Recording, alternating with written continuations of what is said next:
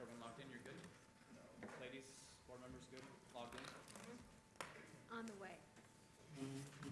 You're logging in. All right, good. Okay, we're going to start in about 60 seconds.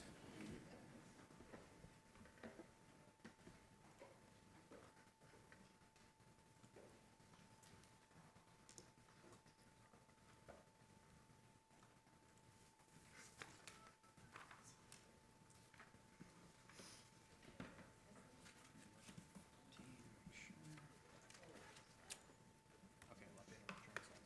I would like it if all of our school board meetings were around a table.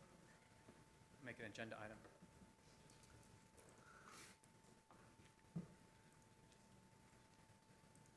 I don't know. I like face-to-face. That's true. I'm in. Okay. All right. Good evening, everybody. Thank you for being here. We appreciate it. We know you have other things to be doing, so we appreciate your support of PUSD and students and our faculty. Thank you very much. First item on our agenda tonight is, which we were convened an executive session, and let me advance. Okay. So our first item will actually be number 3, consideration of action regarding items 2A, 2B, 2C, as discussed in executive session, including possible adoption of statement of charges and issuance of notice of intention to dismiss Brian Woolsey pursuant to ARS 15-539. This is an action item, and it requires a motion and a second. Do I have a motion for item number 3? I move that the governing board issue to Brian Woolsey notice of intention to dismiss him, and that if Mr. Woolsey does not timely request a hearing in accordance with Arizona law, then he is dismissed at the expiration of the time set forth in Arizona law with no further action from the governing board. All right, thank you. Do I have a second? I'll second. Okay, it's been moved by Ms. Stone and seconded by Ms. Pangarelli. This is an action item. Board members, please cast your vote.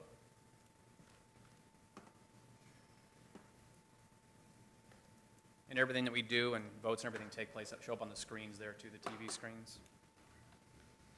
Oh, you know what? I have Mr. John again as here, so can we mark Mr. John again? Mr. John is going to be here shortly. He's running a little bit late in traffic. Could we put him as abstain? Yeah, just abstain, please, on that vote so I can move the screen forward. That would be great.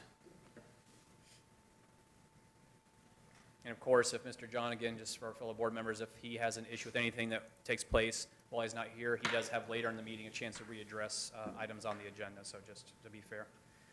Okay, so that passes 4-0 with 1 abstain, or 1 absent, I apologize. All right, next item on the agenda, number 4, is consideration of action to appoint a hearing officer if Brian Woolsey requests a hearing on the statement of charges and notice of intention to dismiss. Again, this is an action item, so I need a motion and a second to move this forward. Do I have a motion? All right, I'll move that if Brian Woolsey requests a hearing on the statement of charges and notice of intention to dismiss, that the governing board appoint a hearing officer to hold the hearing, hear the evidence, prepare a record, and issue a recommendation to the governing board for action. If the administration and Mr. Woolsey agree on a hearing officer, then I move that we appoint that person with no further action of the governing board. If the administration and Mr. Woolsey are unable to agree on a hearing officer, then I move that the board appoint the hearing officer from the list provided by the Arizona Department of Education as follows: C. Benson Hufford, Rita A. Glazer, and Don Peters. Just Don Peters. Okay, thank you very much. Do we have a second on this motion read by Ms. Stone? I'll second. Seconded by Ms. Connect. Thank you. Action item again. Please cast your votes.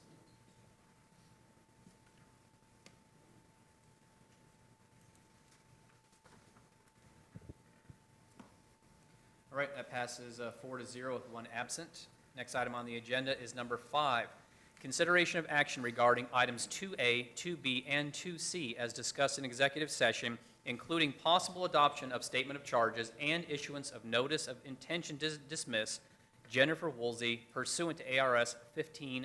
Again, this needs a motion and a second to move to a vote. Do we have a motion?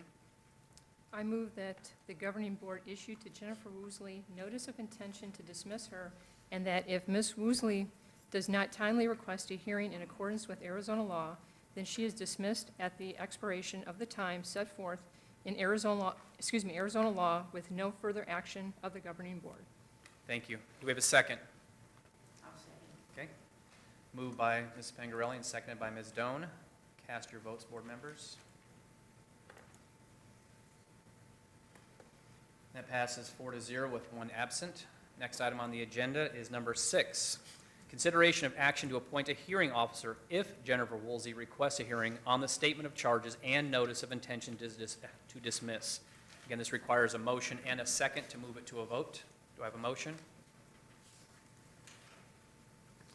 I move that if Jennifer Woosley requests a hearing on the statement of charges and the notice of intention to dismiss, that the governing board appoint a hearing officer to hold the hearing, hear the evidence, prepare a record, and issue a recommendation to the governing board for action.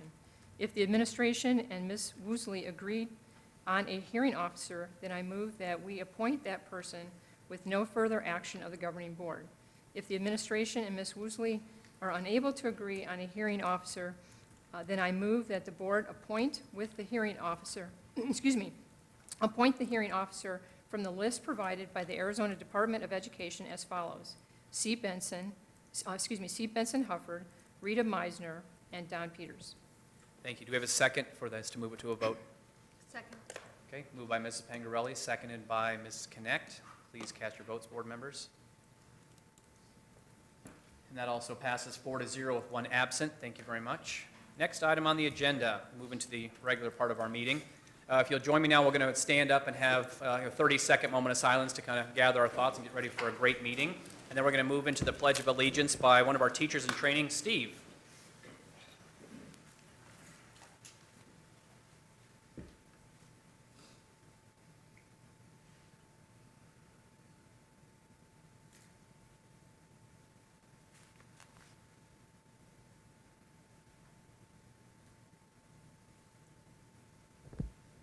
Go ahead, Steve. Thanks.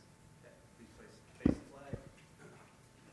Pledge allegiance to the flag of the United States of America and to the republic for which it stands, one nation, under God, indivisible, with liberty and justice for all. Thank you very much. Yes, we have actually 2 teachers in training, so thank you, gentlemen, for being here tonight.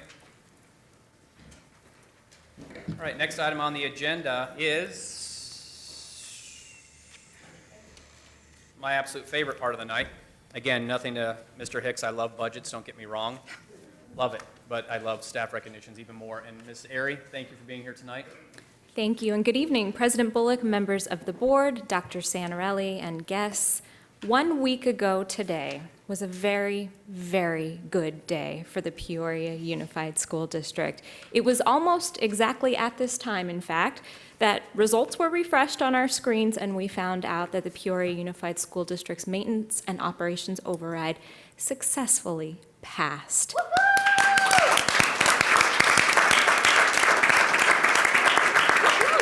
Hand it to Matt, please. We are so very grateful to the support of our community and to countless members that live in our district that cast those votes. We truly, truly are expressing our gratitude this evening. And we have a separate agenda item this evening to discuss specifically our election results, so we'll get to that a little bit later on. But before we do, we want to take an opportunity to recognize a group that helped to spearhead the efforts for the override. The Political Action Committee, Vote for PUSD Kids, which was created by parents, former educators, community members, and they worked tirelessly to gather support for the override election this season.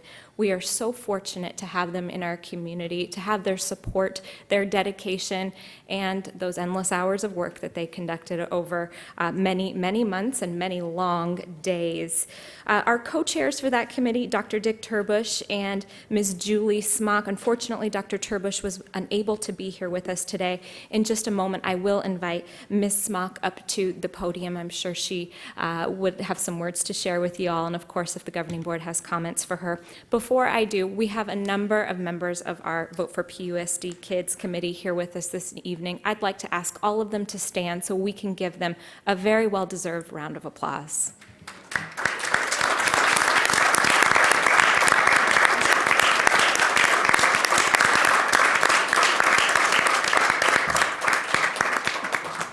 And without further ado, I will turn the microphone over to Ms. Julie Smock, co-chair for Vote for PUSD Kids. Thank you, Ms. Smock.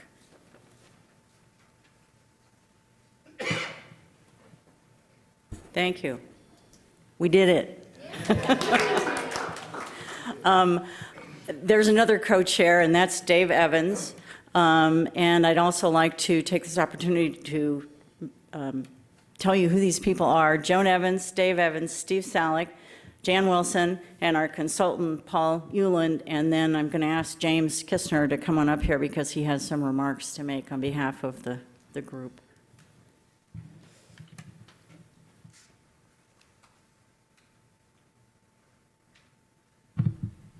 Thank you, Julie.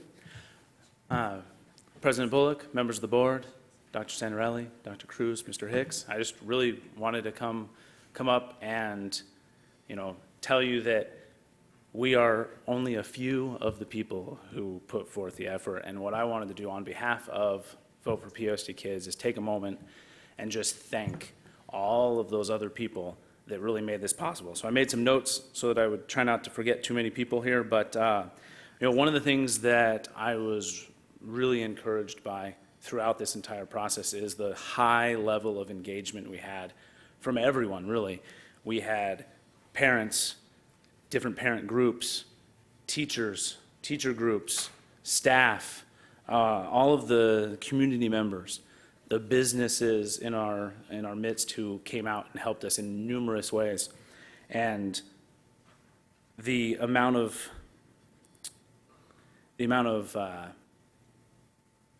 passion that they all had for doing something for our students here in PUSD was just marvelous. So I started to name those people off, but really teachers and staff who volunteered on their own time. That's something to remember for all of those teachers and staff. They didn't do this during their workday. They did this on Saturdays. They did this on evenings. They did this whenever they had time. In fact, I'm aware of at least one, I'm sure there were others, but I'm aware of at least one teacher who took election day off. He took a personal day so that he could go hang out at a polling place and talk to our voters, talk to our constituents, and make sure that they understood how important it was that they were walking in and voting on that day. And that's amazing. We had parents, various parents groups, PTSOs, all of the different groups of parents that we have out there, numerous community volunteers, some of them here in the group, but also others that maybe don't even have children here in the district, never had children in this district, and they stepped up to help. We had the supportive business community. We had the city of Peoria, the mayor and the council. They came out in support of our efforts, and we thank them for that. Julie mentioned Paul Ulan, our consultant with Primary Consultants. He, of course, was a help to us in doing a lot of the work that we as volunteers maybe didn't have the time to do, and that's part of his business, and we thank him for that. And there are so many other people who passed out signs and materials, including some of you here in this room. So I know I saw some of the board members at football games. I heard about some of the board members passing out signs to their neighbors. So thank you for all of that work. Thank you for that effort. In the end, we had a really great turnout. In fact, as I'm told, and this isn't from my memory, but I'm told that this may be the best override result from a percentage as well as vote margin that we've had since the first override in 1996. So that speaks volumes to what our community feels and thinks about the value of education in PUSD. So just with that, I just wanted to make sure that I said we did not do this alone as Vote for PUSD Kids. Everybody had a part in this. And just know that in the end, because of this great turnout, because of this election, our students today and in the future are going to benefit, and they will be better equipped to shape tomorrow. So thank you.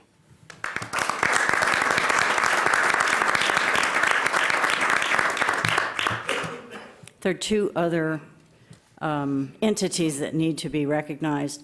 The Peoria Police Officers Association also supported the override, and probably one of our biggest supporters, and would never have been one that I thought, was Ballpark Pizza. And they not only allowed people to be there on 3 Saturdays in a row and a couple of evenings, but they also, were willing to have their name on the back of papers that we put in trick-or-treat bags as well. So they were really a great help. Thank you all very much.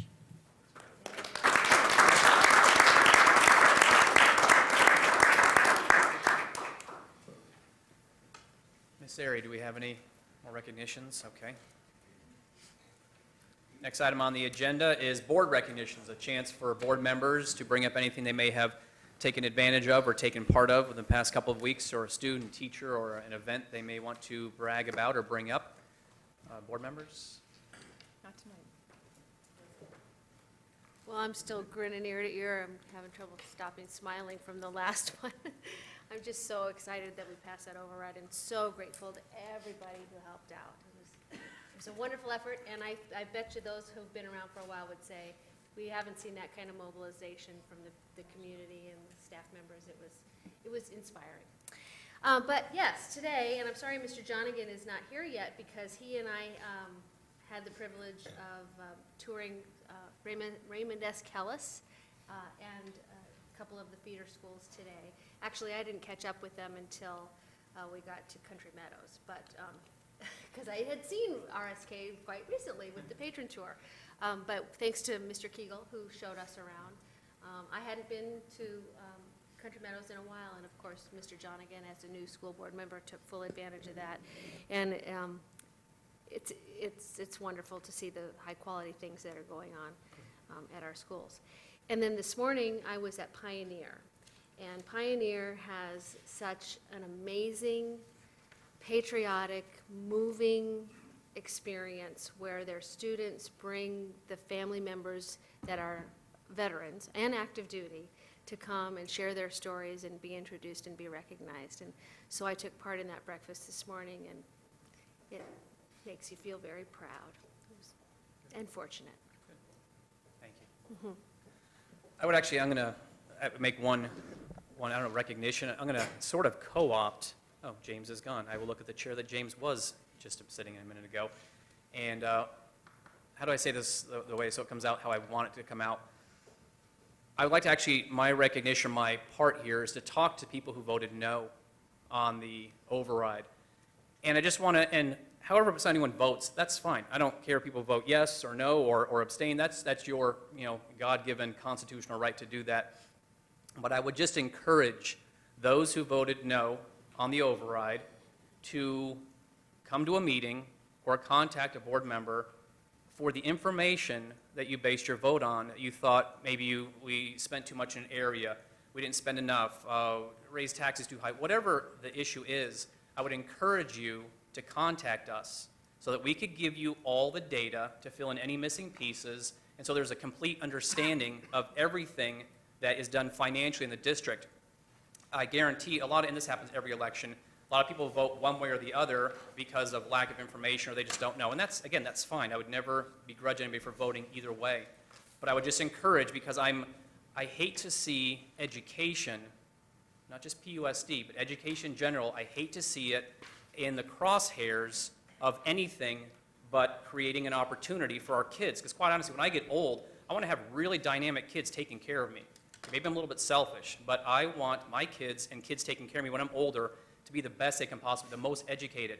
So I'm going to just send out a formal invitation that if you did not understand it, you did not agree with it, that's great, but please, let's get you the information, get you the finances. By being board members, we have more time, I guess, to dig deeper into the financials and the Excel spreadsheet and what have you, and talk to Mr. Hicks and get all that data to see all the limitations we have and where we can spend money, to see all the opportunities that we are not taking advantage of because we aren't correctly funded, to see how many teachers we lose every year to other districts who can pay more.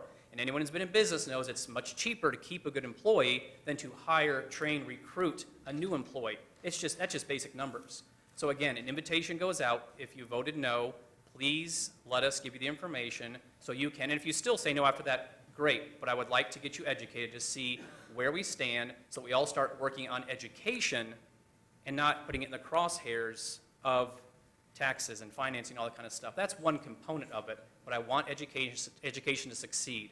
And I even had several of my friends who I know who weren't sure and didn't bother to ask me, and they voted no.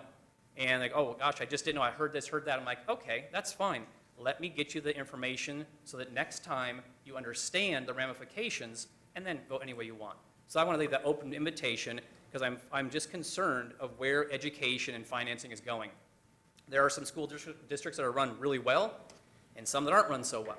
Peoria is an example of one that is run well. Not perfect. I haven't talked to Dr. Centerly about this, but run at the top. And it's a gem in our own backyard. And I want to make sure that we understand the ramifications one way or the other. And if you do have questions, please let us answer it so we can get education back on track where it needs to be and help our kids succeed so they can take care of us. So. I want to follow up on that, Mr. Bullock. I think it's wonderful, brilliant that you actually brought that up and extended that invitation to our community members. I'm going to get a little more specific. I'm going to talk to you, I'm going to mention a couple of the key areas that I heard when people said they were going to say no, that I know that Mr. Hicks and some of the people around here can address and debunk. One is that I just pay too much for taxes. I mean, if we look at state trends and how much people spend in taxes compared to the 1970s today, that number has gone way, way, way down. From like $50 per $1,000 earned in the 1970s to about $32, $35 to every $1,000 earned today. We hear all the time that there's not enough transparency. Mr. Hicks, is every single dollar accounted for and available on our website? They don't even have to come in and visit us. It's all on our website. Every single dollar is accounted for. There's too much waste.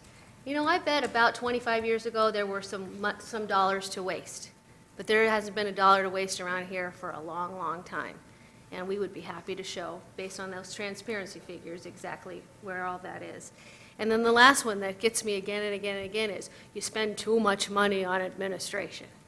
Well, Arizona spends less in administration than any other state in this country, and PUSD is lower than our peers. So there's just not truth to that.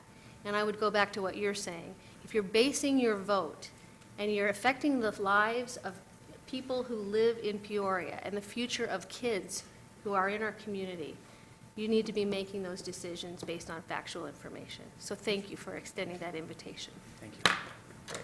All right, next item on the agenda is number 11, discussion regarding I'm having a problem talking tonight. Discussion regarding facility utilization, enrollment projections, and school boundaries. Good evening, Mr. Bullock. Mr. Savoy, welcome aboard. Thank you. And Mr. Hall, you should have sat here the whole time. Well, we knew you had business to do, and we didn't want to interfere. But good evening, Mr. Bullock and members of the board. Thank you very much for having us here this evening. Dr. Santarelli.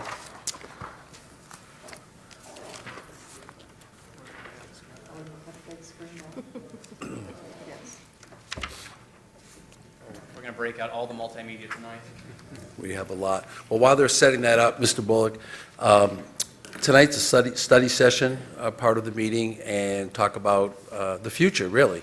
And what I'd like to do before I begin is I certainly want to say thank you to Pedrick, Mr. Hall, as our research and planning analyst, who's helped me immensely in putting together this evening's presentation. And sitting about 10 yards behind me, or maybe 10 feet, is Mrs. Wendy Davy, who's actually brought both of us along very well. So I want to make sure that you know the role that Mrs. Davies played in her support of us, as well as K-12 administration. As Mr. Bullock knows, and I believe Mrs. Connect, each year the board requests and we respond. You always want an update, a review of what's the status of our district, what does the future look like. And in tonight's presentation, what we'll do is I think about the strategic plan. Organizational strength and agility is one of our strategic areas. And to be agile and have a strong organization, you have to always plan for the future. And you always have to be looking ahead. And so when we do that in a district like ours, we want to look at what is our enrollment situation and what is our trend over the next 5 to 6 years. Oh, thank you, Ms. McCarthy. Yeah, this might help.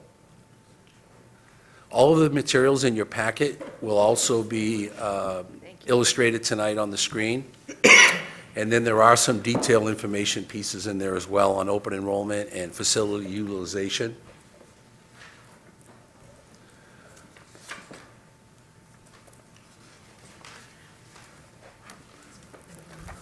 This is fancy.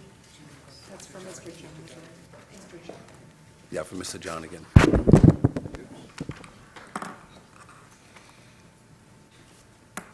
Everybody all set?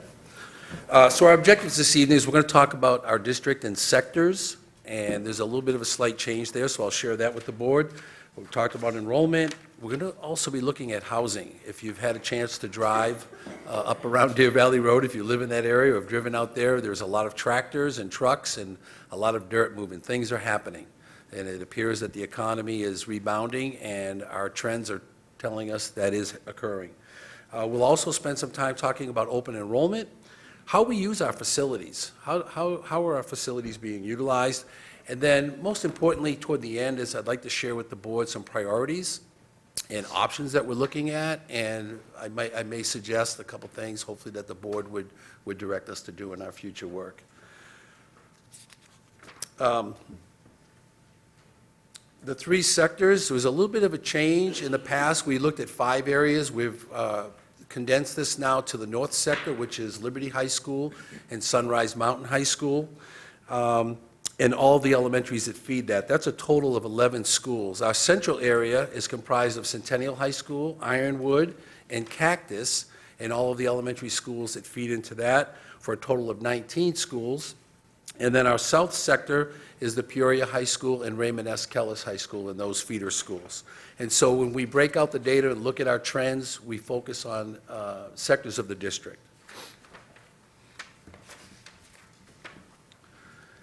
Here's some good news. As we look out from 2015 to 2020, 2021, we're projecting high school growth of over 700 students district-wide. That's very encouraging and very positive. We've broken that out further into the 3 sectors, and you can see, and you'll hear about this a little bit, the north sector shows the greatest amount of growth with just over 1,000 students in that same time period. A slight dip in the central region, which is in response to that dip that we experienced a few years back in the elementary. It's kind of catching up, but you'll see overall that it works itself out, because as we go to the next slide, elementary is also showing a very positive trend over the next 5 to 6 years, with a gain of close to 1,400 students in our elementary schools. So that's very encouraging for a district like ours. Over 2,000 students gain in the next 5 years. So we have to be ready for that. We have to be agile. We have to plan for the future. But as a district, we like to see that growth. And you'll see here in the elementary, that rebound in the central area for the elementary students is climbing. We have a positive trend in the north and a positive trend in the south. So all 3 sectors of our district show continuing growth over the next 5 to 6 years. Further, we broke out for the governing board, and yes, ma'am. Ms. Stone. Does this look like then we'll be filling up some of those elementary schools that were a little not as full? Mrs. Doan? Central, there was, It's a good question, and you're spot on with that question. We are going to address that in the presentation tonight when we talk about facility utilization. I'll probably wait till we get there, because we worked on a graph, I think, that illustrates exactly what you're asking, but that's a good question. We broke the information out further and applied numbers for individual schools by sector. So in this first slide that you see is the central area of the 19 schools that I was speaking about. We highlighted a couple of schools here that I want to draw the board's attention to. Cactus High School. One of the things when we talk about high schools is we look for a sweet spot. And if you, am I on the right one or the wrong one? I'm on the wrong one, sorry. Thank you, Dr. Cruz. Always good to be on the right slide. I want to point out Cactus High School. When we talk about high schools, we look for a sweet spot. About 1,800 students is really a pretty good number.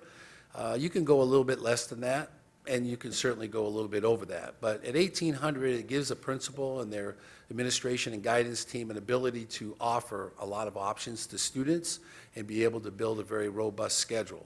Gets a little bit challenging when you fall at a number such as 12, a little over 1,200, 1,300 at Cactus.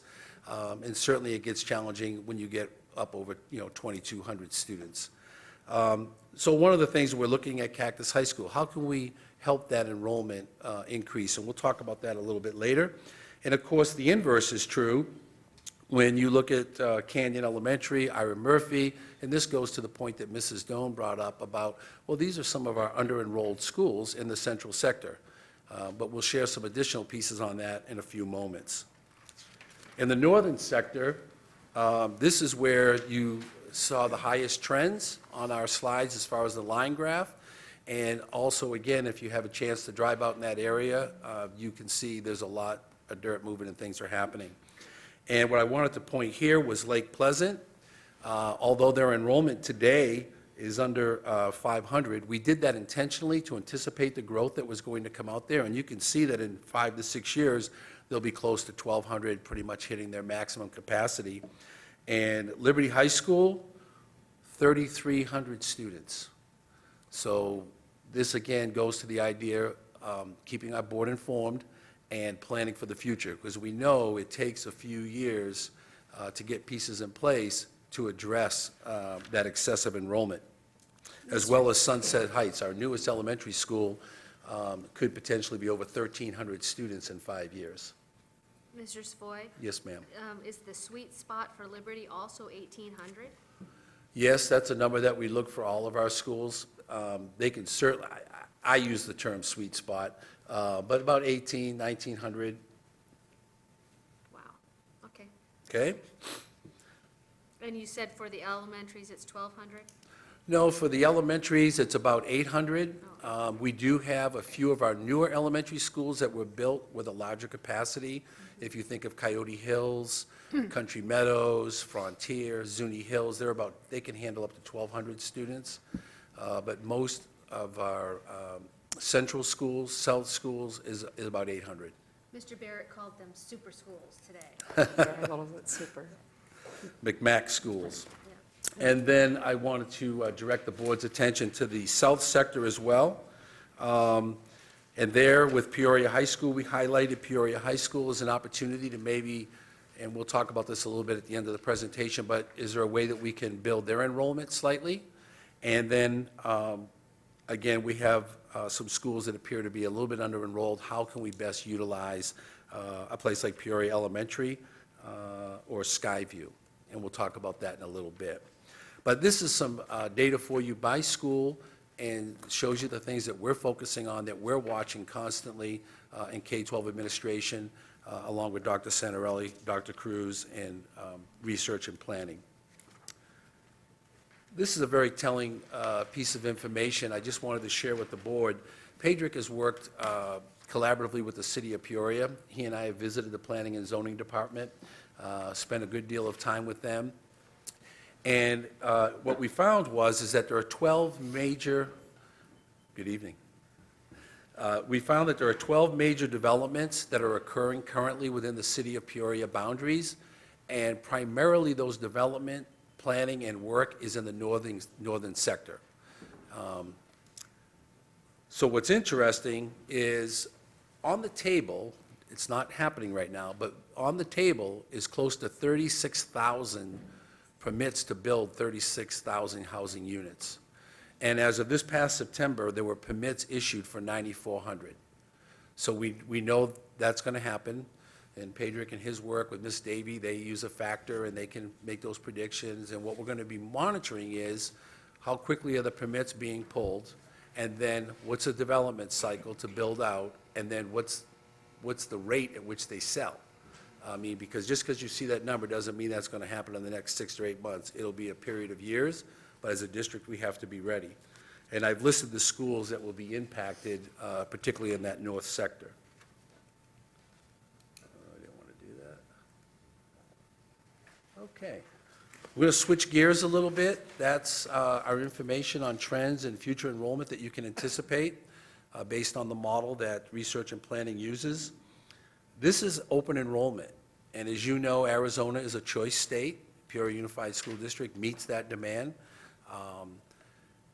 And what's interesting on this slide that, and you may draw different conclusions, but one of the conclusions that I drew is that everyone, I think, makes an assumption that the northern part of the district is drawing all the open enrollment students.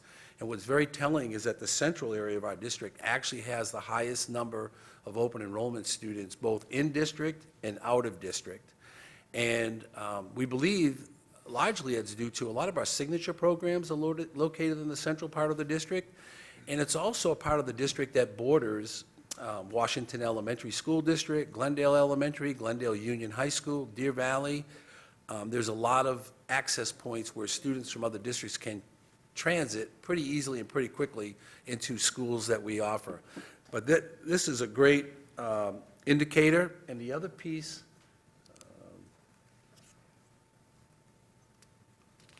is the next slide is actually showing the total 5,156 students from outside of our district choose to attend the Peoria Unified School District.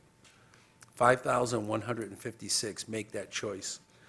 Interestingly, close to 7,000 students within our district make the choice to attend a different school, and it could be for a number of reasons. It could be a signature program. It could be because of where the parents may work, and it's easier for them with daycare options, or even them transiting their student to and from work and utilize a different school within the Peoria district. If you look at the percentages in the table at the bottom of the slide, you can see that what I find sometimes interesting is that about 70%, and I'm using an average, of students who live within a school's boundary choose to attend their neighborhood school. And so that gives you an idea of the number of students who move around within our district for different choices. It also means that some of those students may choose a school outside of our district too. And we do have that data. We do monitor that. Where else may they go? Ms. Connect? It also means that people value a neighborhood school. Yes, absolutely. Right. No question about it.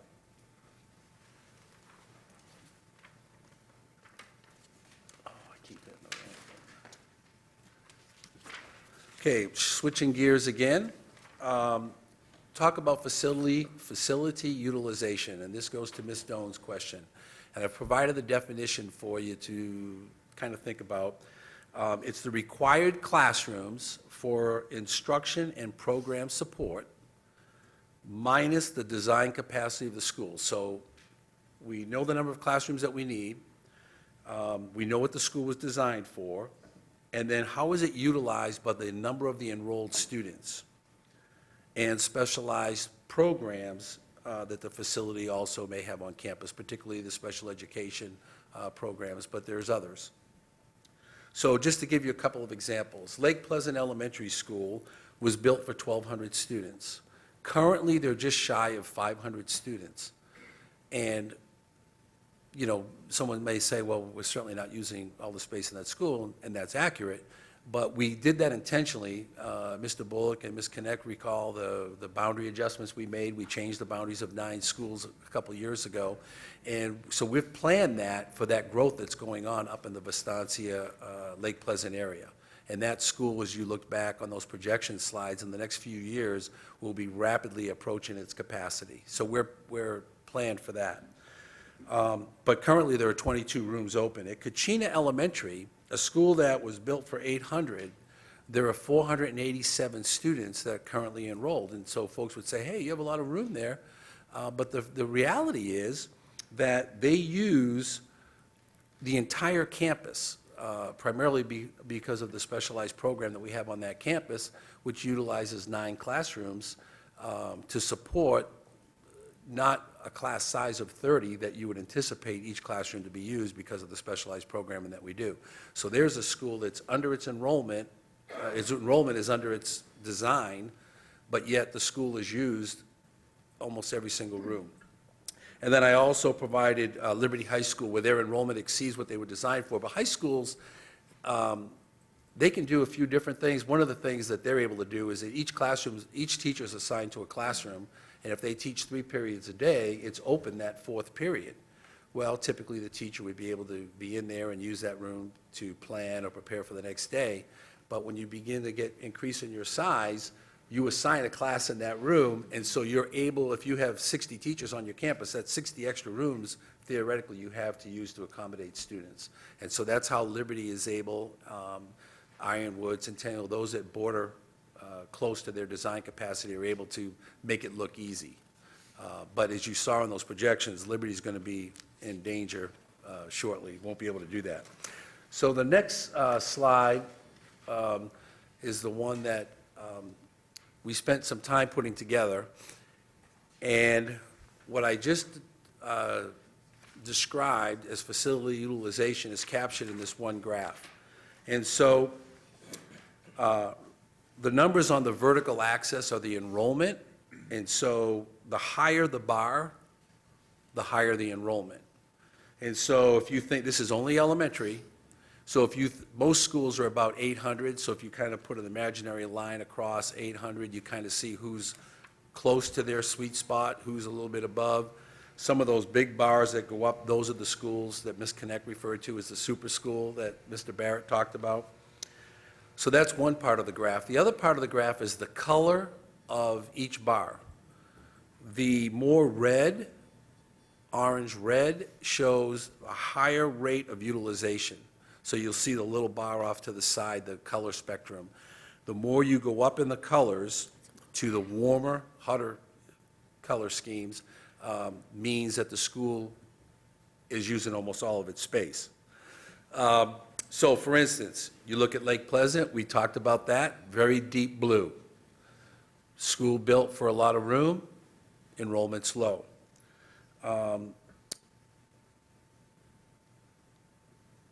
The blues and the greens, Desert Palms, Frontier, Peoria Elementary, no specialized programs there, well under its design capacity, and so there's some things that we could do. The inverse is also true. You see schools like Pioneer, Saguaro Ranch, Kachina, low enrollment, but very, very red because of the specialized programs there. So it's something that we look at and we monitor, and I will reference back to this in a moment when I talk about our priorities and options. And there we go.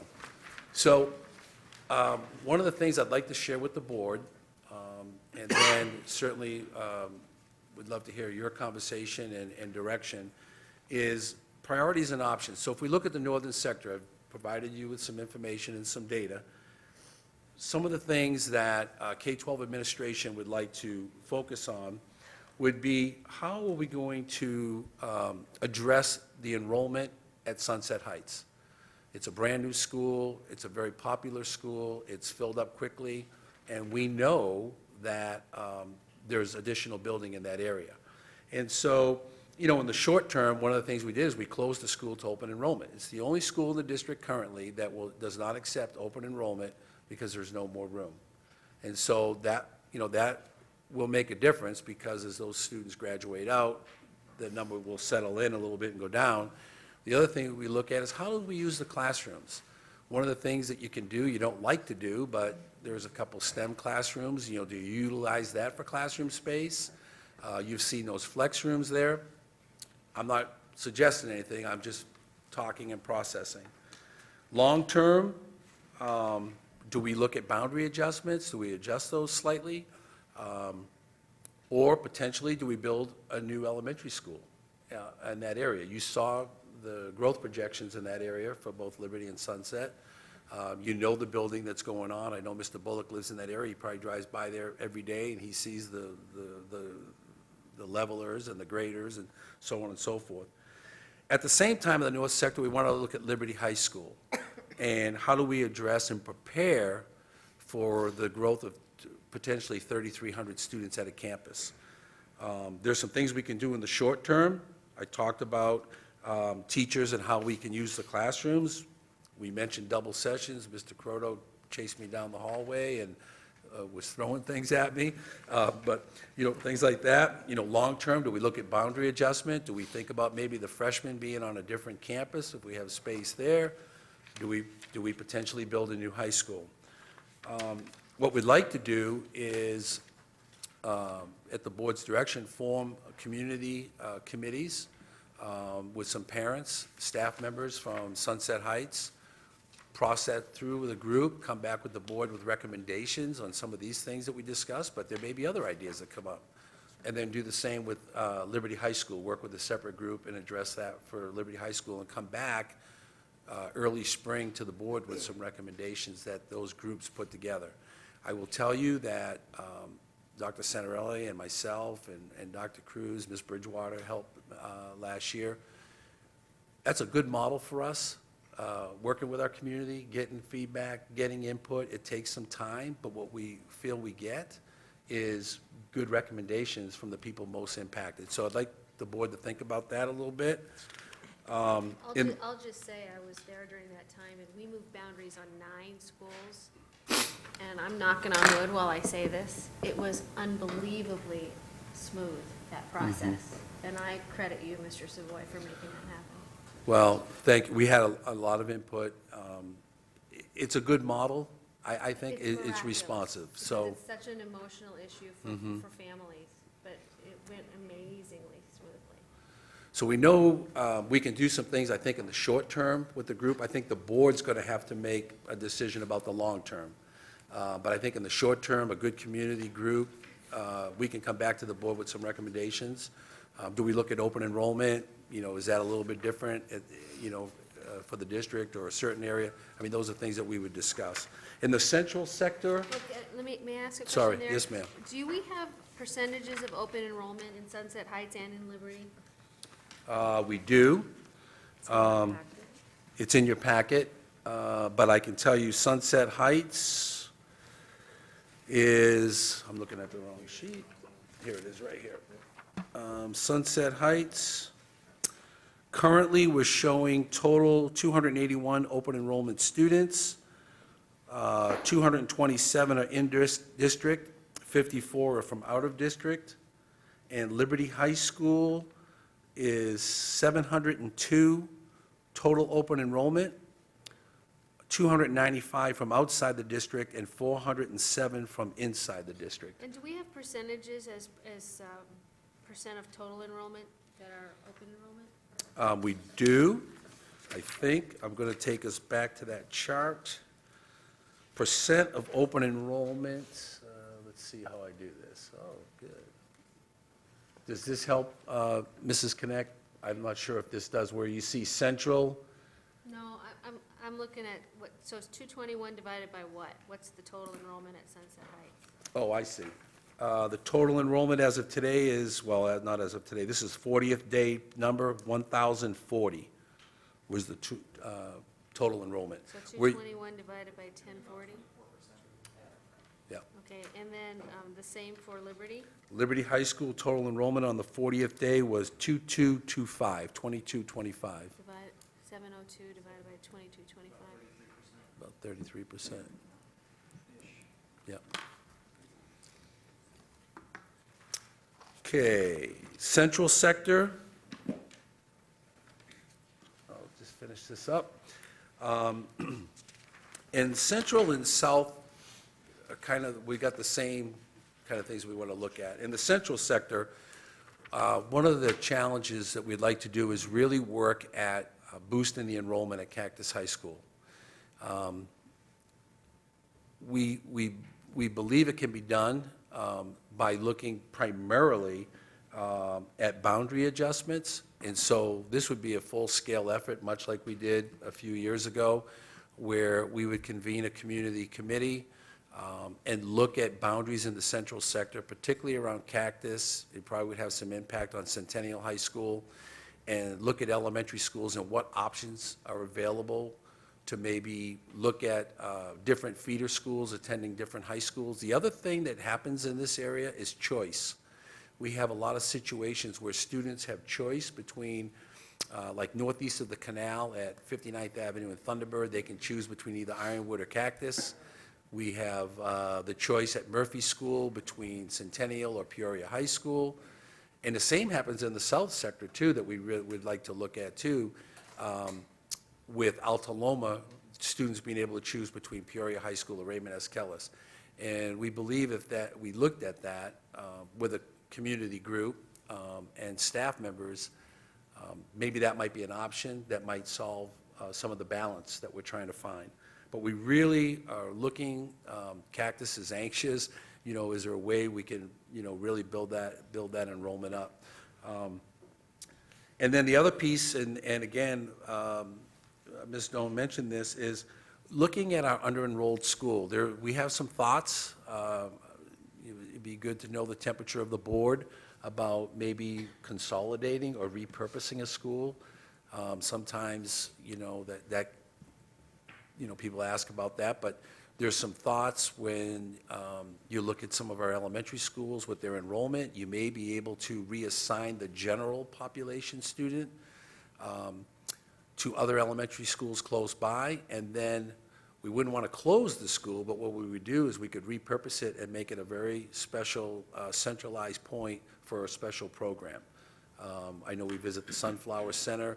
It could be something like that, build upon that, but with the board's direction, and if we were to meet with a community group, we could come back to the board if the board was so inclined and say, these are some of the recommendations that we brought from that committee. But I think we could maybe tackle that if that was the board's direction. And then the last piece is the south sector. And again, this is very similar to the central. It's a pretty stable area, other than we do have a couple of under-enrolled elementary schools. We could look at that. And I mentioned about Raymond S. Kellis and Peoria. I think if we could eliminate choice, I think we could create enhanced balance at Peoria High School. Mr. Bullock, if I could I'll just, stop. point of clarification. It may be a little confusing to the public when we talk about eliminating choice. Choice is something that we allow through open enrollment. However, historically, there have been a couple of pockets throughout our district where we have allowed choice outside of the open enrollment process. And those are the areas that Mr. Savoy is referring to. So historically, by board action, we've set boundaries that have given choice for eighth graders at Alta Loma, for instance, to go to either Peoria or Kellis outside of the open enrollment. So we're not talking about changing our open enrollment protocol, modifying perhaps some of those board-approved choice areas. Thank you for pointing that out. That's a good clarification. So that's our presentation on our enrollment and boundaries and future, being prepared for the future. Thank you very much, Mr. Savoy.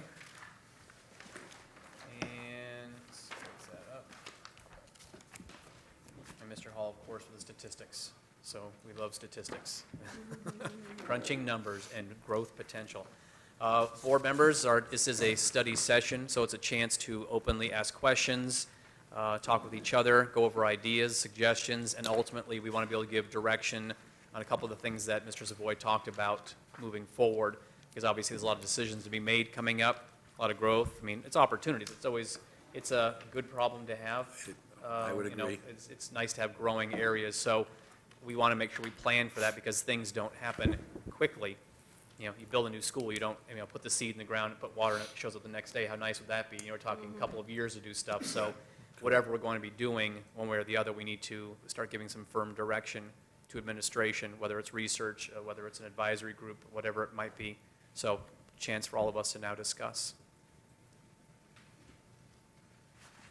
Or you can think.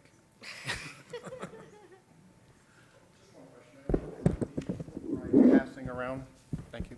With the overrides passing in nearby districts, and I know there's some students that come over from other districts to Peoria. Do we have any idea of if, with those overrides passing, what the impact would be on students potentially going back to their old districts? Mr. Bullock, Mr. Jonigan, I think from that perspective, the only hunch that I would say I have at this point in time is with our ability to offer full-day kindergarten at no charge, my hunch is that we're going to start to see those numbers over time creep up beyond where they are now. Now, we haven't lost a lot. We get a lot of them back that go somewhere for kindergarten, come back for first, but it's hard to quantify how many of those, how many more we would have that go somewhere else for kindergarten, and then they decide, well, we kind of like this, we want to disrupt our child, we're going to keep them there.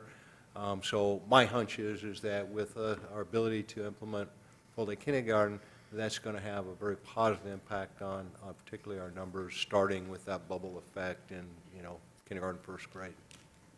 But I don't think we have had a real flight out of Peoria. In fact, as you saw, our numbers are pretty good with both in and out of district open enrollments into our system. I wouldn't expect any of the recent override elections to have a dramatic impact on that one way or the other. Okay.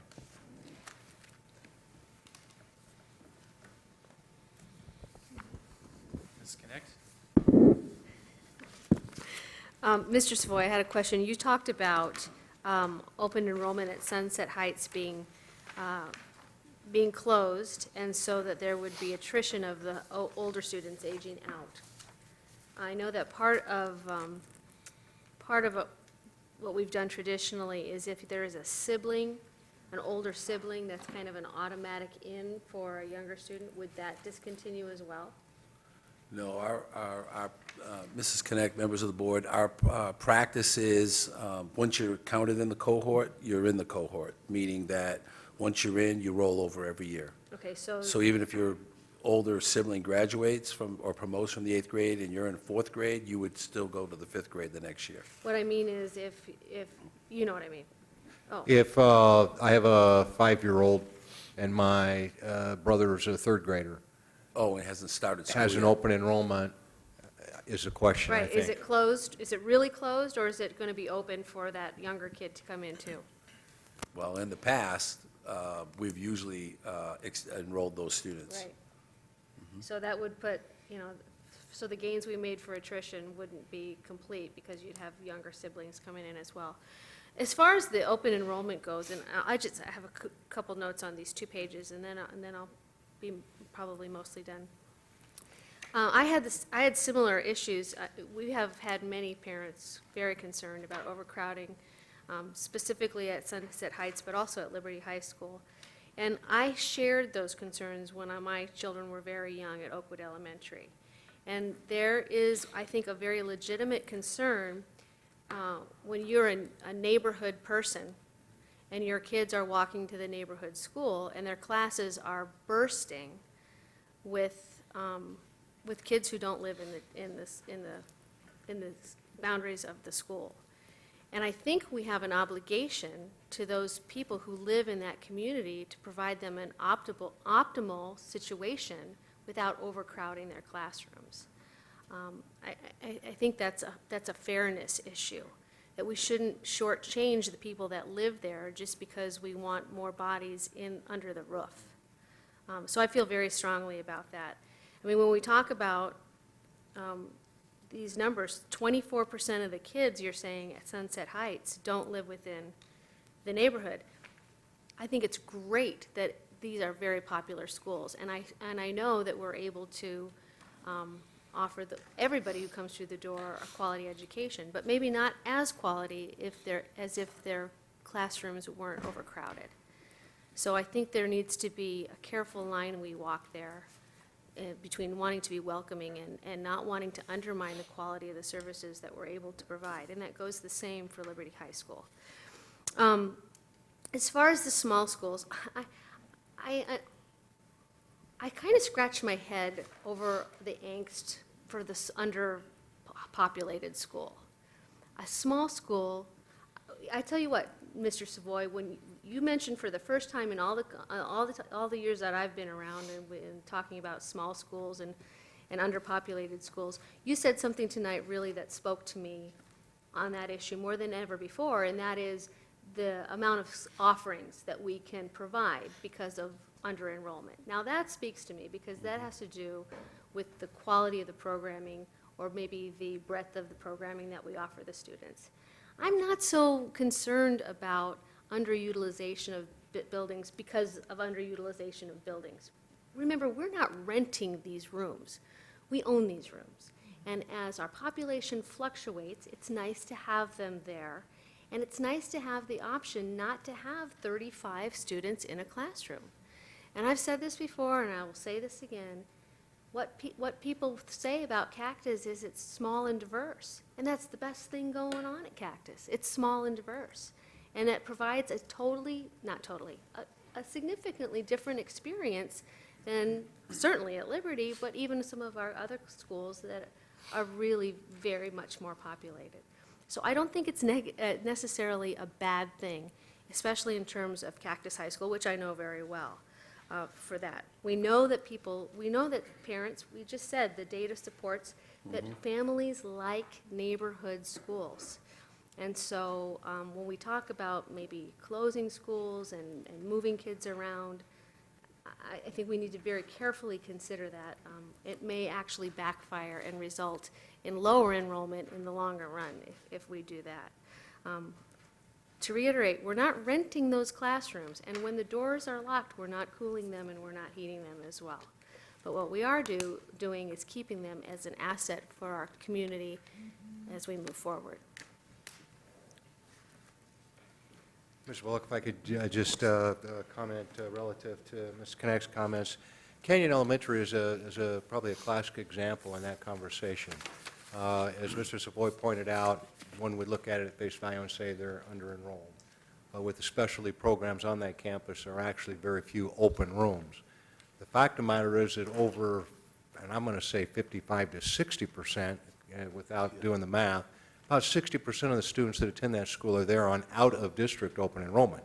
And so, to your point, Ms. Connect, if you decide you're going to do something with that campus, do those parents then still choose to open enroll, or do you all of a sudden lose 200 students that you had before that choose to go back to their own district outside of Peoria? And so what's the net gain or loss on that conversation? Especially there, which is a very specialized program. Yeah, and those open enrollment numbers that I'm referring to are gen ed enrollment, because they're right there on the border with neighboring districts. So it's a delicate tightrope, and you've heard me say this before. There are districts that have appropriately closed schools and repurposed them because the utilization rates are 15, 20, 30%. We have any of our schools that are in a utilization scenario like that, but it's also why we bring it back to you every year to have the conversation and to seek your thinking around that. But, just oftentimes we talk about closing schools. Well, we talk about the PUSDs and some of the other districts had to go down the road of closing schools. They literally have had very, very, very low utilization as well as under-enrollment that has contributed to that. Thank you, Mr. Ward. By the way, I don't recall ever seeing the temperature graph. Yeah, that was new. That's cool. That's really neat. That's, really. That's Miss Davy. Way to go, Ms. Davy. Really neat, really neat. Very illustrative. That's all, Mr. Bullock, thank you. With Mrs. Davies, remember, behind every good man is a better woman, right? I hear that every day, Mr. Bullock. Hey, me too.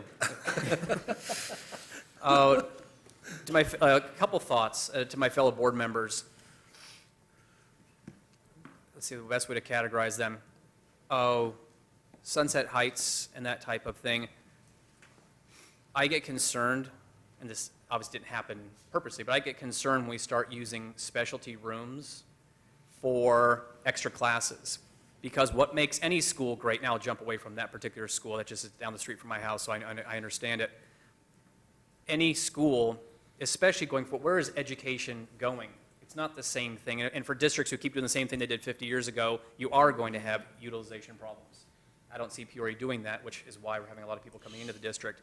But I get really concerned, and this will give a concern and then a possible solution for it too.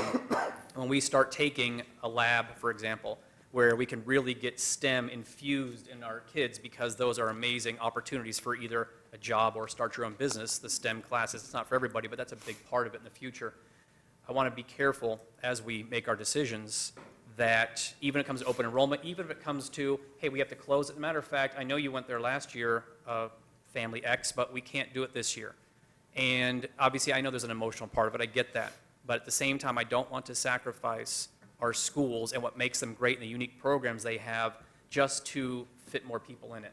I agree. I'm not saying anything that anybody doesn't already know, but I'm very firm about that I would rather, how do I say it nicely, ruffle some feathers to keep a school great with having all the programs it was set up to do. Now, if we have to have extra 10 kids or use a classroom once a week for something, of course, you got to be a little flexible, let's be realistic. But I want our schools to be amazing so that our enrollment continues to increase from out of district. I don't mind poaching, I'm all for poaching. And if we have great programs, so be it. So I want to be my one voice, one vote is to make sure we don't sacrifice what makes us great to just accommodate everybody. And I understand, I'm not messing with people's families, but you know what I'm talking about. I just use Sunset Heights because it's a great example. It's new, everyone loves it, and why wouldn't you? You know, Principal Connolly is here tonight, so thank you for doing a great job. And your staff, obviously, I know it takes a village, but I'm concerned that gets past the point and then we're sacrificing what makes it great. I would argue, again, to my fellow board members, we actually need to be more aggressive. Aggressive not in, trimming something, but aggressive in making aggressive decisions. Mr. Savoy mentioned, I live up there and, just south of Vistancia, and I can't even get out of my neighborhood in the morning because of all the construction trucks. I mean, I'll literally wait there for 10 minutes when they go by. There's thousands of new homes that I drive past every day on the way to my office that I go through my neighborhood. It's great. It doesn't look progress. But I honestly believe we need to become much more aggressive and much more quickly on giving direction and making decisions for planning, because the homes are already going up. The neighborhood's already built. It's not like, we're 9,000 permits are going to get pulled next year. Okay, well, let's kind of go down this path and kind of think about it and whatever. Yes, let's do it strategically. But if we're going to form a citizens committee, a parents committee, let's do it tomorrow, figuratively and realistically speaking. If we want to do a new high school, let's be honest, we need a new high school. That's my opinion. I'm not a statistician. I just see it by where I live and all the permits pulled. It's going crazy up in the north area there. If we need to get a new school, which we do, let's start going down that path now. Schools take years to build. It's going to take, even if we started tomorrow, we wouldn't have a new high school for 3 years. So getting the land and getting the funding and whatnot, we have to go after that aggressively. I would like to encourage our board members, my fellow board members, to start tonight giving specific direction for what are we going to do about open enrollment? How are we going to bring overcrowded schools back down to the schools that they should be? How are we going to take the underutilized schools and bring programs there that we talk about that will utilize them, that luxury of having utilization issues. Let's be aggressive, because I really see 3 things in conclusion here, 3 things we need to focus on specifically. I'm more a bullet point guy, I'm sorry, but I am. We have 3 things. We have overcrowding issue in certain schools that are sacrificing the programs. We have underutilized and choice issues, as you talked about.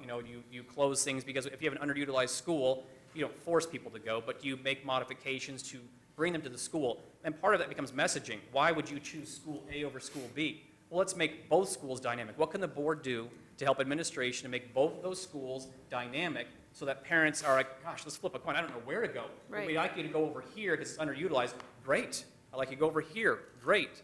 People pick schools. I'm a parent. We're all parents. I pick schools that I think are the best for my kids. It's a selfish comment, but we all do it. Let's work to make all of our schools that we don't have to worry about choice. We can say, hey, this one has more room over here. Okay, because they have great programs. This one over here has room for your kid. Okay. Not like, yeah, man, I really wanted that school because I hear it's better. Let's work towards that. That's a specific thing. And then specifically moving towards, very quickly, coming up with a plan for more buildings. As much as we hate, spending money we don't need to, hate asking for money, everyone knows from the past, School Facilities Board provided money for schools to be built when it was time. It doesn't exist. They have, $1.50 in their bank account now. So we have to come up with funding mechanisms, whether people love it or not. We just went through an override. People loved it. People hated it. Okay, whatever. We have to go out and seek money to build buildings because it's not coming anymore from the state. That's just a fact. Whether you like taxes or not, we need to build another school. So let us tonight give administration specific directions on easing the overcrowding, so those schools are back to where they need to be and providing really dynamic, robust education for the community they can walk to. Creating opportunities that there will not be do I have to go to that school? They'll fight over going to either school to utilize that and get rid of that open choice as we talked about. And then the third thing is putting a mechanism together right away, and it looks like an advisory group of parents and teachers and citizens to come up with a way very quickly of how we get the next school built or next schools built. That's what I want to give direction. These are the professionals that are here tonight at our beck and call. I'm not saying it in a derogatory way, but you know what I mean. You're the professionals. You have access to the data. You spend all day doing your models.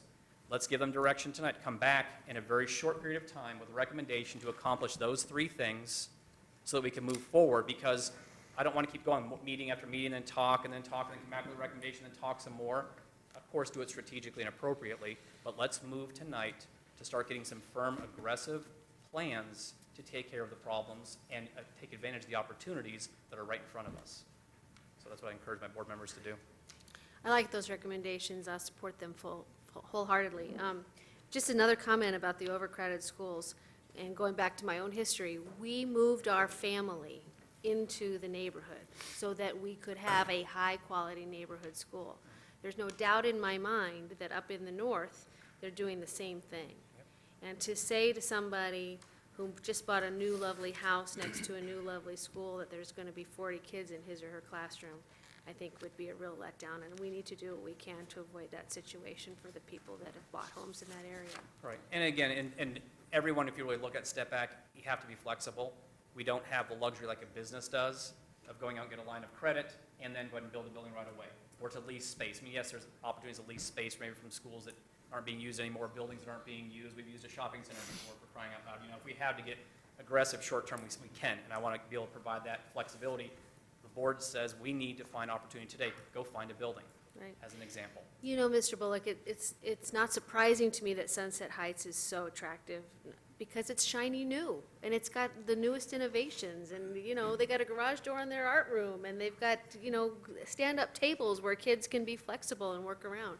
Those are some kinds of things that we can implement in our other schools, our older schools, make them more attractive so that there isn't this, you know, kind of stigma of being an older school, and make them just as appealing.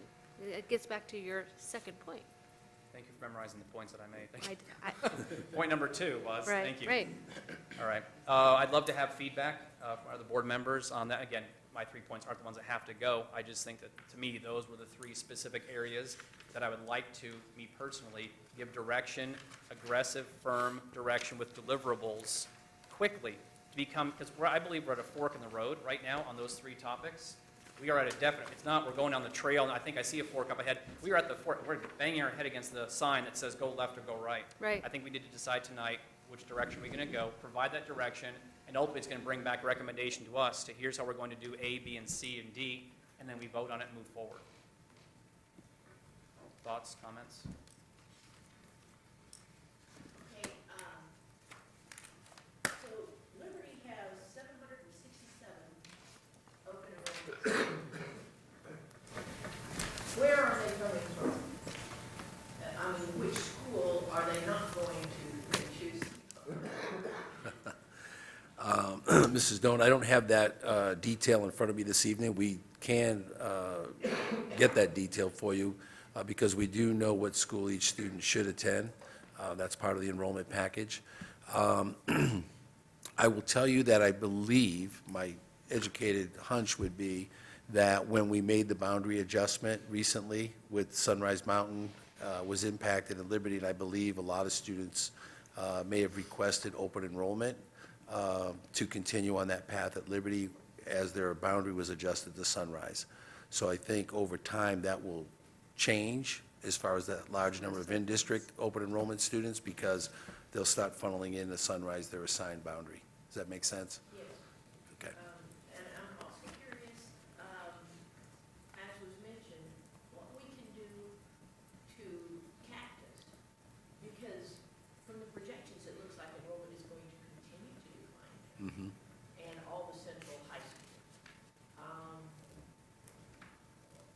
What can we do, are there programs we can implement there that will make it more attractive and better utilized? That's a great question, Mrs. Doan, and members of the board. There's a couple things that are happening. One, that was one of the recommendations that I was putting forward. I would, not that we're looking for more work, but it would be great to put together a community committee to answer that very question that you're asking, to look at kind of structurally what we can do. The other thing I'll mention is I'm extremely proud of Cactus High School, as I am all of our high schools, but with our leadership team over there and the things that are happening over the last couple of years, I'll mention just a couple of things. One is the extra classes they're offering in the AB AP, advanced placement classes. They've increased the number in a lot of departments in offering those classes, and I think that's attracting students to that rigorous content.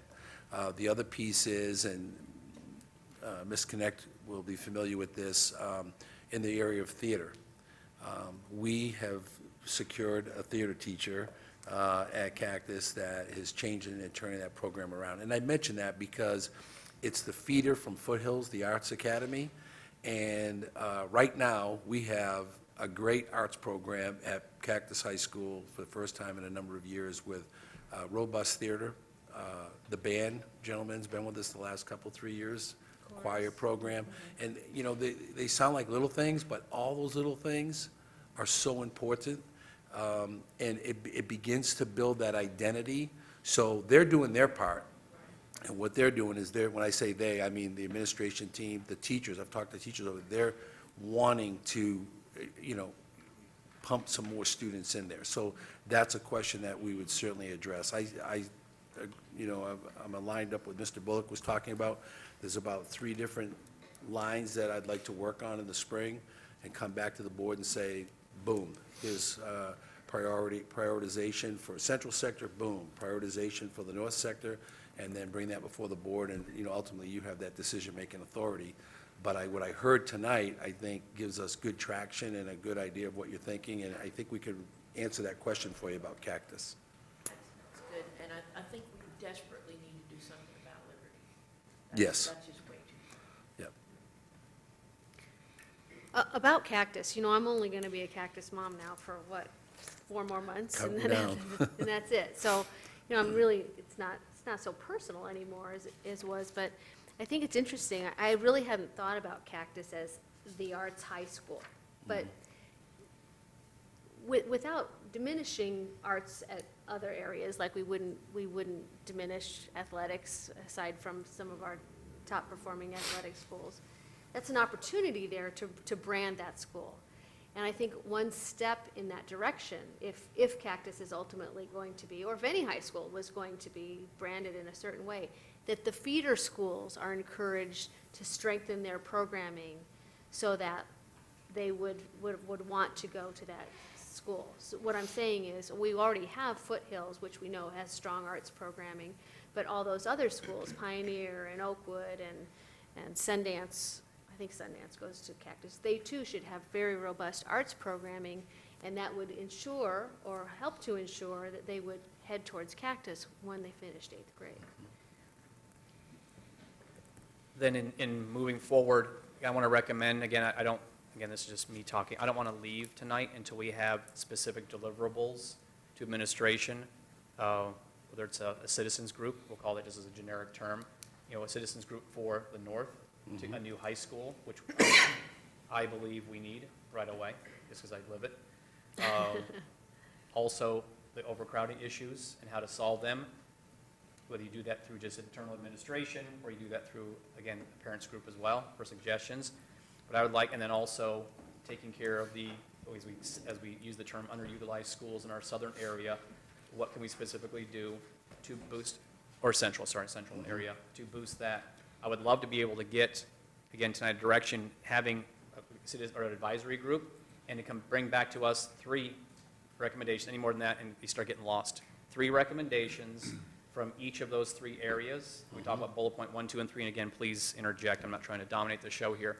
But 3 recommendations, specific recommendations to fix the growth problem from a facilities point of view. What do we need to do? What do we need to look like?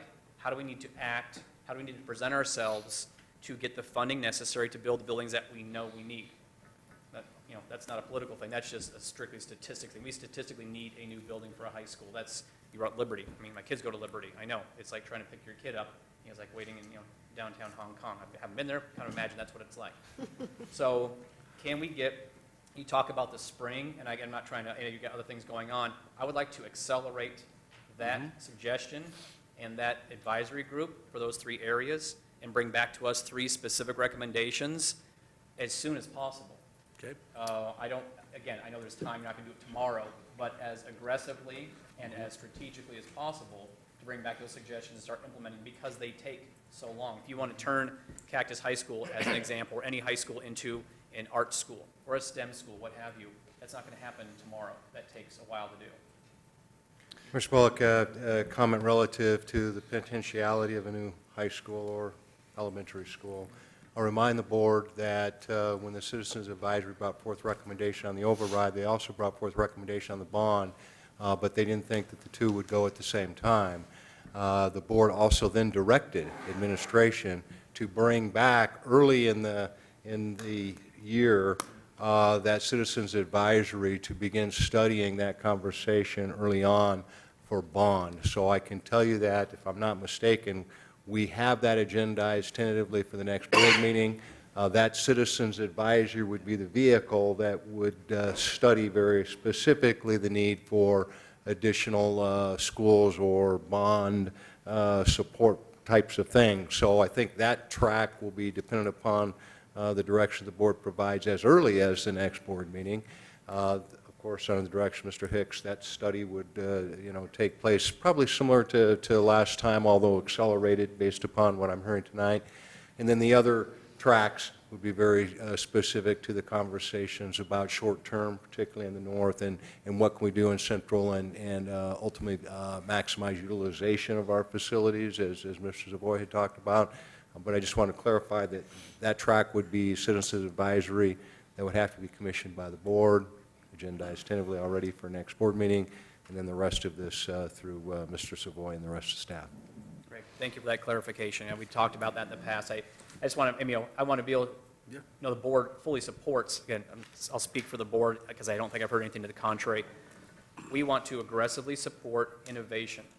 Innovation, obviously in education, but innovation in making this district continuing on the trajectory it's on and give you all of our full support.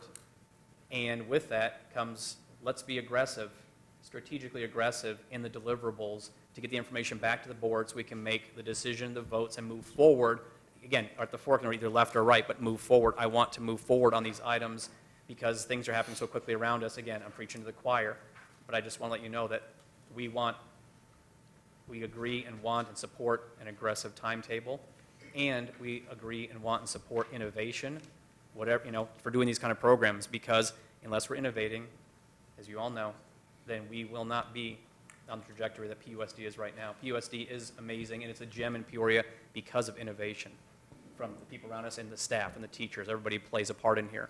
So I want the board to support that innovation aggressively and move forward and come back with deliverables that we can vote on and move forward and get the citizens and the teachers and everybody involved. Because I don't want to lose the momentum we're on right now. So, and I appreciate what you guys do. I like the aggressive position, I really do. But in my mind, and correct me if you see it differently, growing population of a school can take more time. But I really feel that stemming the overpopulation in the north is urgent. All right. But it's also, it's multifaceted because in order to eliminate, we'll pick Sunset Heights because that's obviously, that's in a forefront, and Liberty. Let's put them both together, that little neighborhood right there. In order to balance things correctly, you have to be, I realize you know this, but aggressive on new facilities, aggressive on boundary changes if that's what's required, aggressive on open enrollment if that's required. Again, my overriding thought, and I may rub some feathers the wrong way, is I want to have every school correctly staffed and the correct number of students so that we can maximize the opportunity. Overcrowding does not maximize. Sometimes undercrowding does not maximize. In a business world, sometimes too much business is just as bad as not enough business. So I want to make sure we have that same kind of philosophy with our schools. That's all I'm saying. So, thank you very much. I just have one question. Have we closed open enrollment for any schools for this year? Mrs. Pangarelli, members of the board, the only school open enrollment is closed at is Sunset Heights. Okay. Yep. Thank you. Any other comments from fellow board members? Questions, concerns, direction? Well, I think the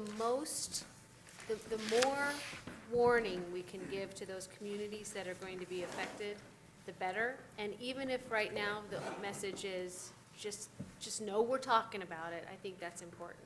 Mr. Bullock, Ms. Knacht, from our discussions and planning, the first phase addressing the immediate needs at particularly Sunset Heights and Liberty, we would expect that staff committee work with parents would begin before the holidays with a recommendation to the board in January, so we would be very aggressive in that timeline, and we would certainly message and communicate to parents that we're looking at open enrollment, and that committee would make recommendations then back to the board in that time frame. And don't worry, we have 32 other great elementary schools for you to choose from.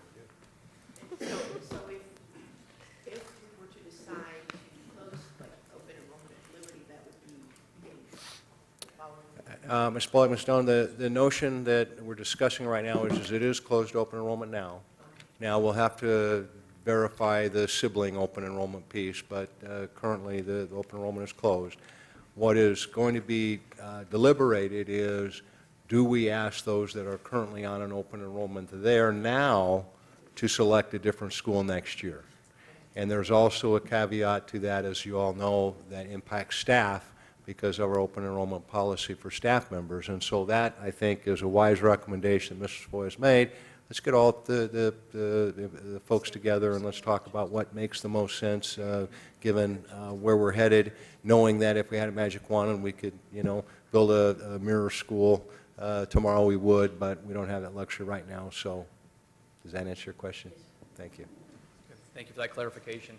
Thank you very much, gentlemen. Appreciate welcome. that, your time. Thank you. Okay. All right, on to the next item, number 12, is request to address the governing board regarding matters not included on the agenda. We do not have any new besides those. Okay. Next item on the agenda, number 13, address agenda and consider adoption or recommended changes. This is a chance for the board to make changes and reorder the agenda. Board members, any changes? No? All right. Next item on the agenda, number 14, update on election results. Dr. Santarelli and Mrs. Airy. Good evening once again, President Bullock, members of the board, Dr. Santarelli. I know we covered much detail earlier during recognitions about the results of our election, but I do want to provide just a little bit of additional detail and clarification for our community, as many were likely gathered around a computer screen on election night, November 3rd, and watching as votes began to trickle in. It was a trickle, and rather slow trickle over a few days as Maricopa County Recorder's Office counted all of those ballots. But as it currently stands, the override has passed by 1,882 votes, with 17,436 yes votes. This is 52.85%. to 15,554 no votes, or 47.15%. Now, I will say that we do still have to wait for Maricopa County elections to officially certify the election. We are told that this should come the week of Thanksgiving, so we should hear from them, and that does go directly to Mr. Hicks and to his office, so he will provide that. The good news is that we had 32,990 patrons of our community that did either go to a polling place or, of course, cast an early ballot and exercise their right in our community to do that.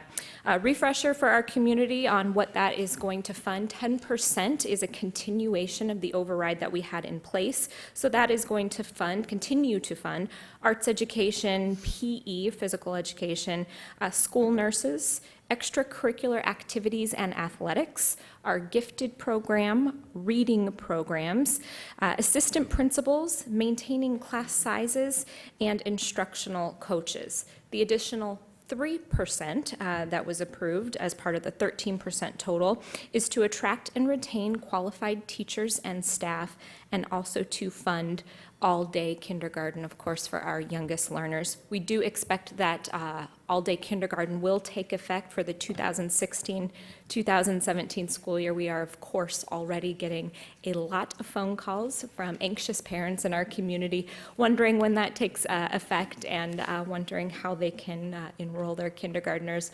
We'll have all that information out and available for our community after the first of the year, so we are looking forward to that. At this time, I'll stand for any questions, or certainly Dr. Santarelli, Mr. Hicks, I know, can respond to any as well. Board members, questions? Great stuff. Very pleased. Thank you. We do have one speaker, from a public speaker, Mrs. Barbara Bush Barkis. If you don't mind heading up to the lectern, we'd appreciate it so we can hear you. Thank you for being here tonight. You're welcome. Dr. Sandarelli, board members, it is such an honor to, first of all, be a teacher in this district, and second of all, be the president of the Peoria Education Association. And I would like to thank Mr. Hicks and Dr. Cruz for really helping us with the Vote for PUSD Kids, and our work that we did with them with giving us the information, helping organize us, and helping us get, as teachers, get the vote out. I also would like to thank both of you and Dr. Sandarelli for showing up on our phone bank night that Peoria Education Association had at Ballpark Pizza. I know the employees at the end of the night asked, "Are you guys coming back?" Because it was jam-packed all night, and that was wonderful. And we can see by the numbers that Danielle shared that the vote really got out this time, far more than ever before in the district.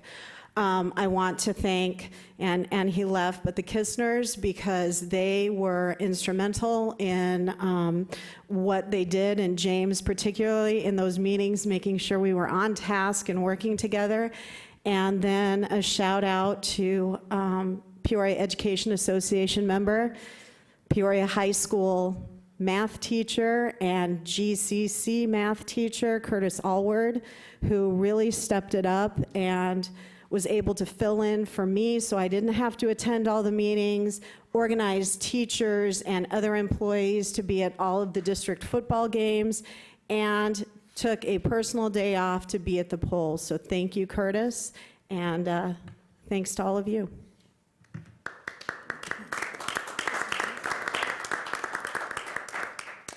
Thank you very much. All right, next item on the agenda, I should have asked Mrs. Arias for any other questions. Okay.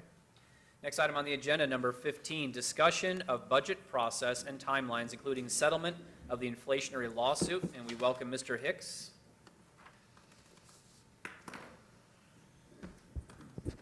Good evening, President Bullock, members of the board, Superintendent Dr. Santarelli, Deputy Assistant Superintendent Dr. Cruz, staff members, and community members. Thank you very much for allowing me to present on this topic. And so I did prepare, this is a similar document that has been presented to the board either during their retreats or regular board meetings over the last couple of years. This is kind of the timeline document that we use just to give an overview of how and when we're looking at things. So yes, the process has already started. In November, we start creating our documents that we use for the process. It still is going to include a budget team. So we have a budget team that helps vet through different issues in what we're doing. You can see on the second line, I've already put in some detail. The JLBC has already put out their funding projection for next year, which is the 1.1%. Actually, I think it's 1.14%, to be a little bit more specific. So that is the every year. So for the last 3 years, we have been receiving the rate of inflation. So this is not technically part of the inflation lawsuit. This is just the regular GDP price deflator amount, or that is less than 2%, and it is the 1.14%. The difference is now we have an override. So I would expect for you guys on our January retreat, administration will be bringing a recommendation. Actually, that's not what we're bringing on the January retreat, I'm sorry. That is part of the settlement, because the settlement will have a component that is of the 15 and 16 years. So we will be talking about that at the January retreat. I apologize for that. In January, though, is when the staffing heats up, although they start pulling numbers, start really right around now. December starts really finalizing. The staffing will then be plugged in. So the all-day kindergarten will be layered into that staffing model. December is when we start the budget team meetings. So our first meetings normally include, let's just review our AFR and how we spent our money in the past. What kind of balance carry forwards do we have? And then we start talking about programmatic changes.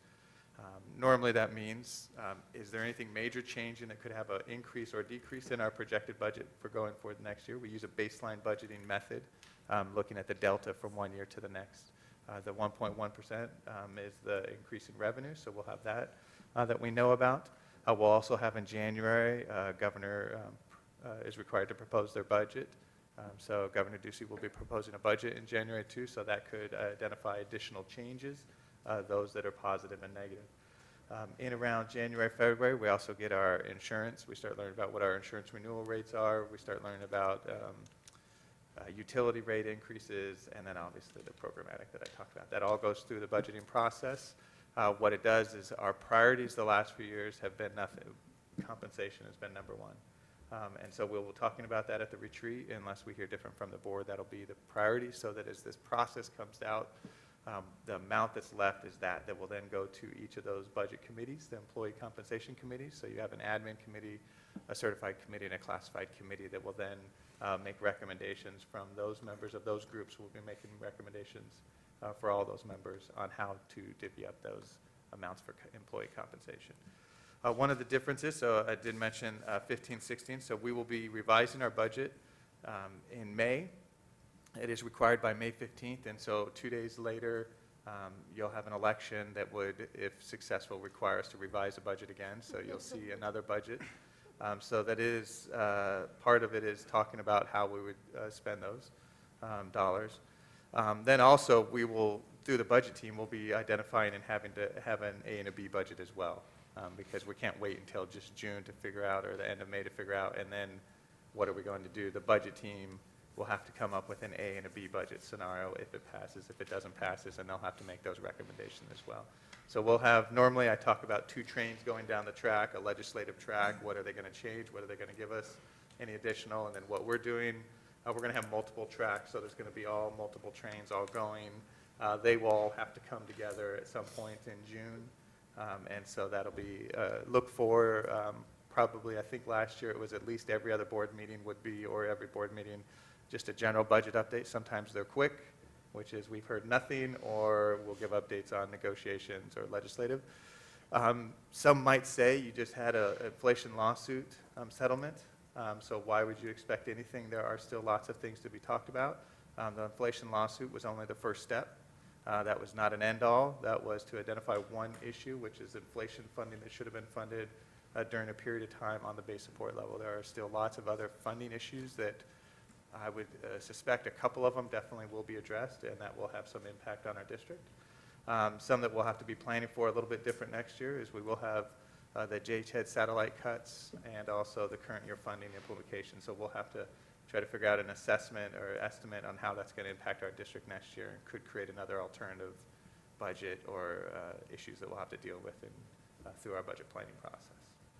But that's, I know that's a quick summary, but that is how it's going to go. And so starting in January, we'll start giving you regular budget updates, but starting with our retreat is when we'll dig down a little bit deeper and really get the feedback from the board of their priorities that will be incorporated into the budget process. If there's any questions. Thank you very much, Mr. Hicks. Appreciate it. And board members, opportunity to ask questions about the process, make recommendations, ask for more information. A lot of this will be will come forth in our retreat, and all I have to say is I'm glad I'm not you. I don't think I have your patience. When you've got, well, the budget will change, and then it may change. Then we have an A and a B, and then it may change again, and depending on legislation, it may change again, and then the vote may change it again. You have a big dartboard in your office, and you just... It has normally not been this way, Mr. Bullock. Yeah. So it'll be a little bit more trying this coming year, but I think the current year funding issue is probably the hardest yeah. to deal with, because you just don't actually have the numbers. President Bullock, members of the board, I would agree, especially with so much change going on. All-day K coming back, does it have a positive impact? Are we planning for that? Are we staffing for that? If it doesn't come in, current year funding will, there's some negative, positive consequences in that sense, so planning will be a little bit tighter, a little bit harder to do this year. So it will definitely add some layers of complexity. It'll be very interesting for the May special election and all that's going on with that. A big part of that component, as you mentioned, is it's a one-time thing, the inflation lawsuit. I've had a lot of people ask me, oh, if that passes, you'll be fine for a while. I said, no, it's not. It's just like someone owed me $1,000. I lent them a couple of years ago, and I'm moving along, making my regular salary and paying my bills, and he finally comes, hey, things finally got good 5 years later. Here's that $1,000 I owed you, Matt. Sorry, no problem. I'll use that to, fix my air conditioner or put new carpet in my house. But that's a one-time thing. I would still have to go about my daily business. So I'm encouraged with all the activity with the overrides, not just us, but all over the state, that there's a heightened awareness to learn and to see what's going on, whether you agree or disagree. There's a heightened awareness. And I'm encouraged that with our usually good messaging from PUSD, that we'll be able to educate everybody on the different components, because they are mutually exclusive and mutually inclusive. That one-time inflation lawsuits is the example I just used. We just get money back from an old friend who we lent money 2 years ago. It's a one-time thing. And then there are some proposals with the voters of going against the state trust land, but then that's only for 10 years if that goes through. So they are unique and individual, again, and mutually exclusive funding mechanisms for schools.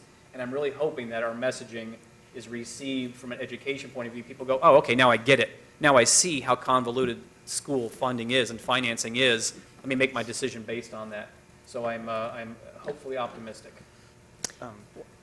President Bullock, members of the board, I would echo that. I think the challenge is, so for example, this hasn't solved a capital issue, which is severe and getting worse. And this year it was made the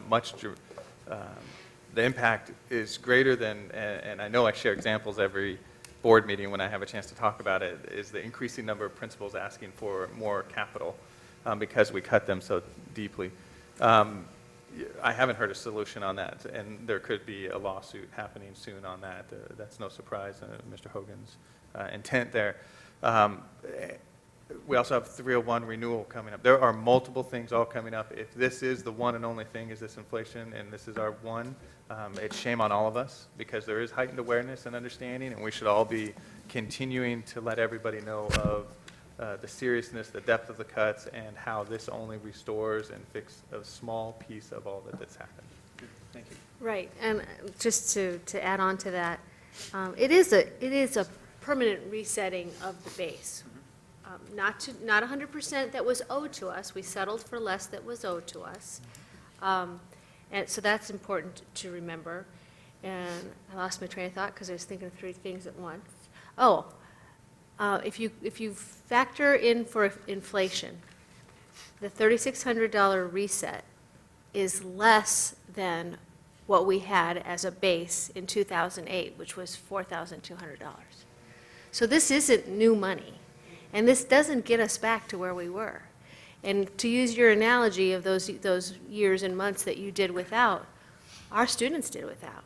I mean, we cut our gifted program, we cut our librarians, and our class sizes got bigger and bigger and bigger. So I just caution everybody, it's nice that the lawsuit is settled, and it's good to have an influx of cash, but this doesn't make us whole, and this sure doesn't make us rich. Mr. Bullock, yeah, thank you. Certainly, I would echo what's been said here, and it was a very difficult topic for a lot of people. And obviously, there was a mediated settlement and agreement, but at the end of the day, like everything else that gets settled, you have mixed feelings about what really happened and if it, if it could have been more than what it was. I will share briefly. The week that this was all happening, I did get a call from the governor's office, Chief of Staff Kirk Adams. We had a brief conversation about it. He reassured me, and I had many concerns, and I won't use this opportunity to share all those with you, but the point that I'd like to make is he reassured me that the governor sees this as the floor, not the ceiling, in relationship to where we go to help support and continue to fund education. And so I will mention that as often as I can, because I thought it was obviously an important statement, but certainly one that I am going to continue to reiterate and do what I can to hold accountable action behind a statement like that. And we all need to continue to look at how we continue to build now on this and make things better. Because, as Ms. Kinect pointed out, this doesn't bring us back to 08, and we were not great in 08. I'll also say that, and this goes without further comment either, but our number one priority has to continue to be compensation for our staff, and I know this board wholeheartedly embraces that.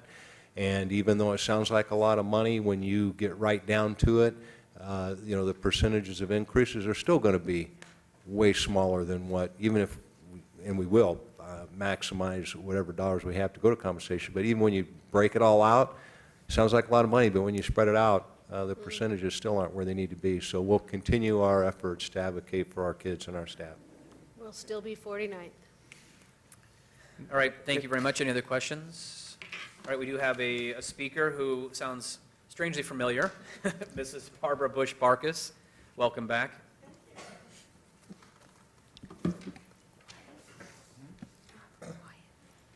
Dr. Sandarelli, Mr. Bullock, board members, I just have to say that being the president of the Peoria Education Association and being able to work hand in hand with AEA and going to the meetings that we have to be educated on the budget and what is going on. I spent all day Saturday downtown with AEA getting educated on the lawsuit, what it means to each of our districts, looking at each of our districts, and being able to be in a room with presidents from all of the AEA locals around Maricopa County so we could actually discuss this as a group. And we are going to continue meeting and sharing that information with one another as what other districts are doing.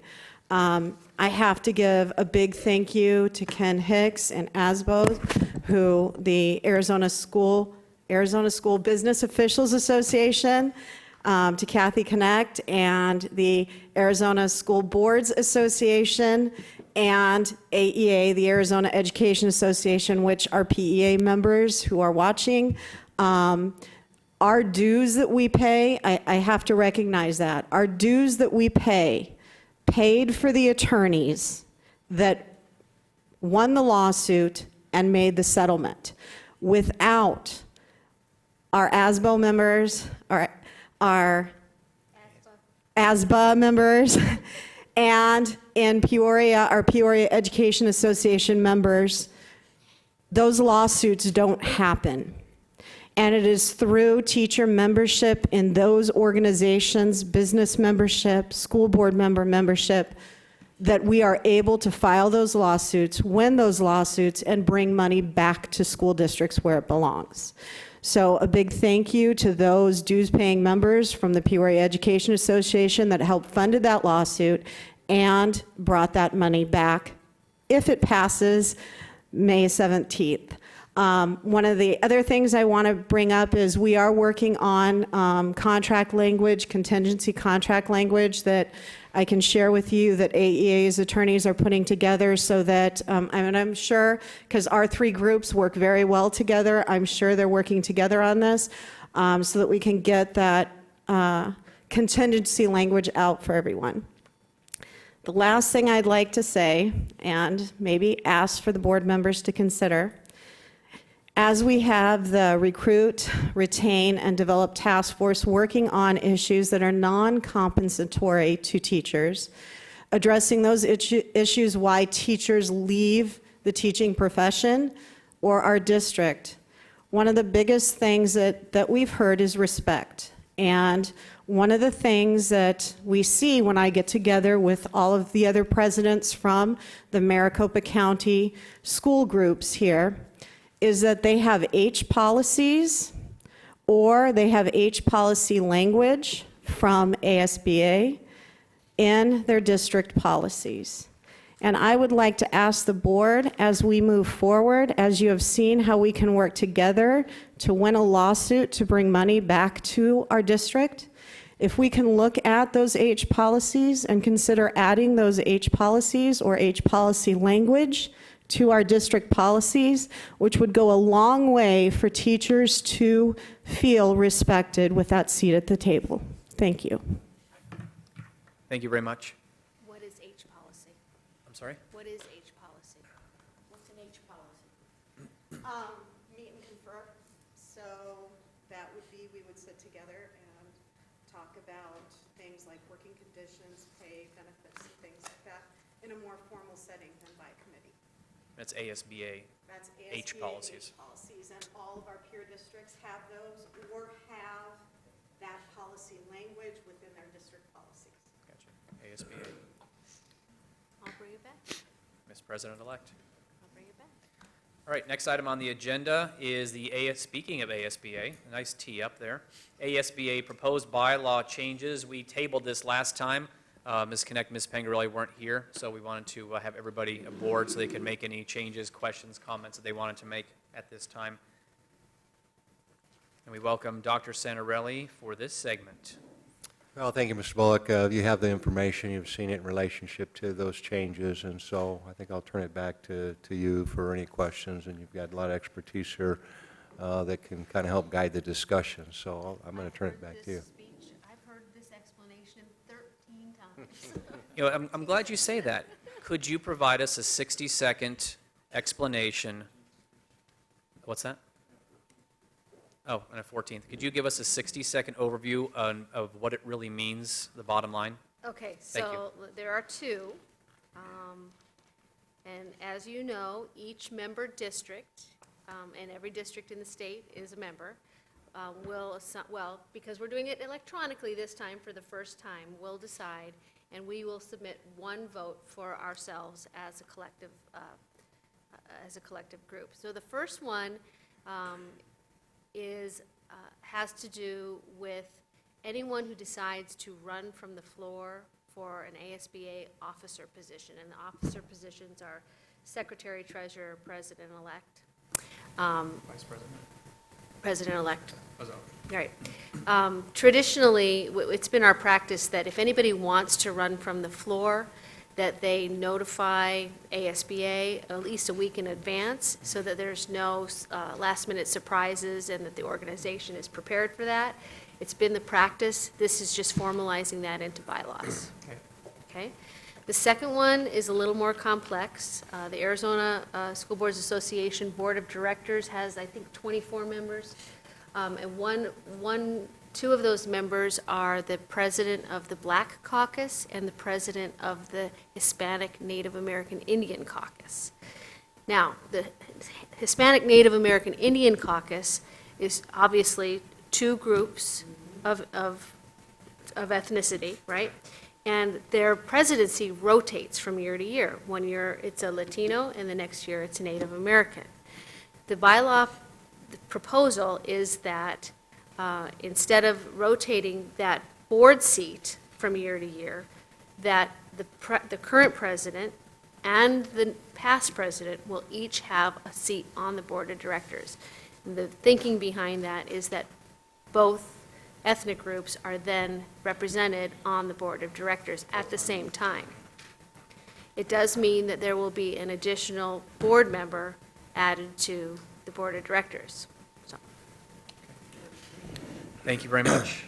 Questions, comments, suggestions? Because as Mrs. Connect mentioned, we will cast one vote. The five of us cast one vote.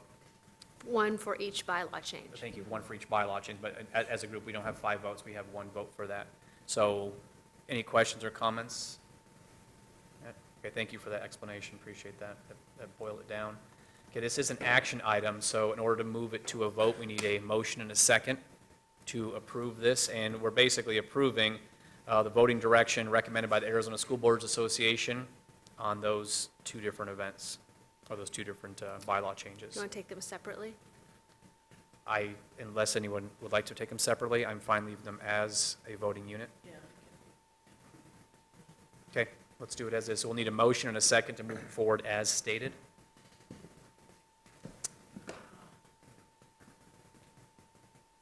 I'm going to move that the governing board agrees with the changes that the Arizona School Boards Association recommends to be made to their bylaws. And I'll second that. Well stated. All right, board members, please cast your vote. Oh, I'm not in. that's right. We kicked you out. No, we just put you absent. Just two yes votes. Yes. As stated. Sorry. I wanted you to be included, the other ones not so much. Yeah, I get that. I did tell everybody what a nice tour we had today. It was.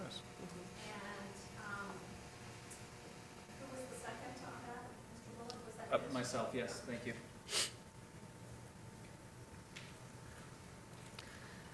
Mr. Jonigan's not connected. You can do a voice vote. Can you do a voice vote?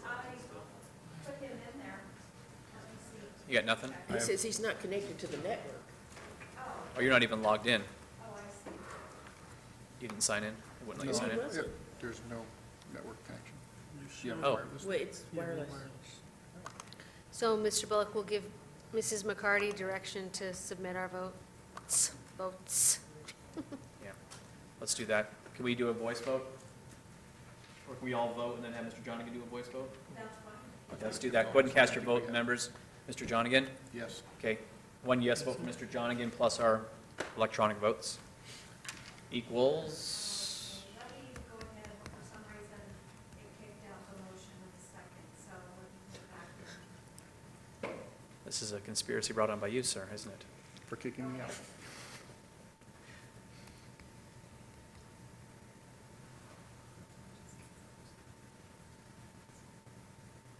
You know what, I think it's not, I'm gonna have to take Mr. Jonigan out until we get this off of it. That That's doesn't cold. sound good. That's cold.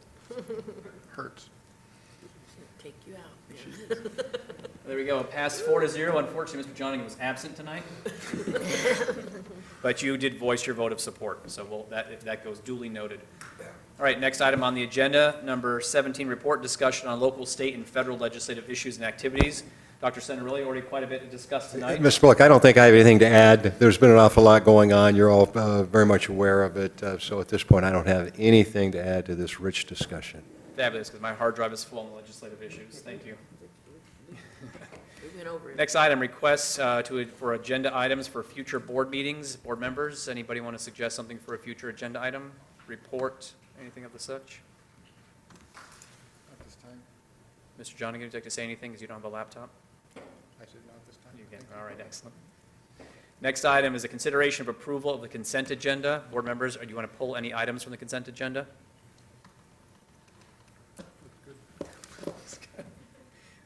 Excellent. All right, in order to move this forward, we need a motion and a second to approve the consent agenda as stated. I move to approve the consent agenda as stated. Do we have a second? I'll second. All right. Moved by Mrs. Connect, seconded by Mrs. Pangarelli. Please cast your vote and a voice vote. Yay. Mr. Jonigan says yay. Actually, I'm going to go more congressional on you. Mr. Jonigan votes in the affirmative. And if Pretty cool, right? you are. When I get bored, I watch, what's that? Not C-SPAN? C-SPAN, C-SPAN. yeah. When Ambien doesn't work. Anytime you have to ask if you're cool. Nice. I can take it. All right, let's move on to the meeting, shall we? Number 25, Budget That was Facilities good. Planning and Construction Report. Let's go ahead and bring that up, if you don't mind. Hey, if I can dish it out, I could better be able to take it, right? I just wasn't expecting it from his tone. It's all right. All right. This is a great report also for seeing how budget money, bond money is being spent for repairs, for purchases, for upgrades. This is all available in the board packet, website as well.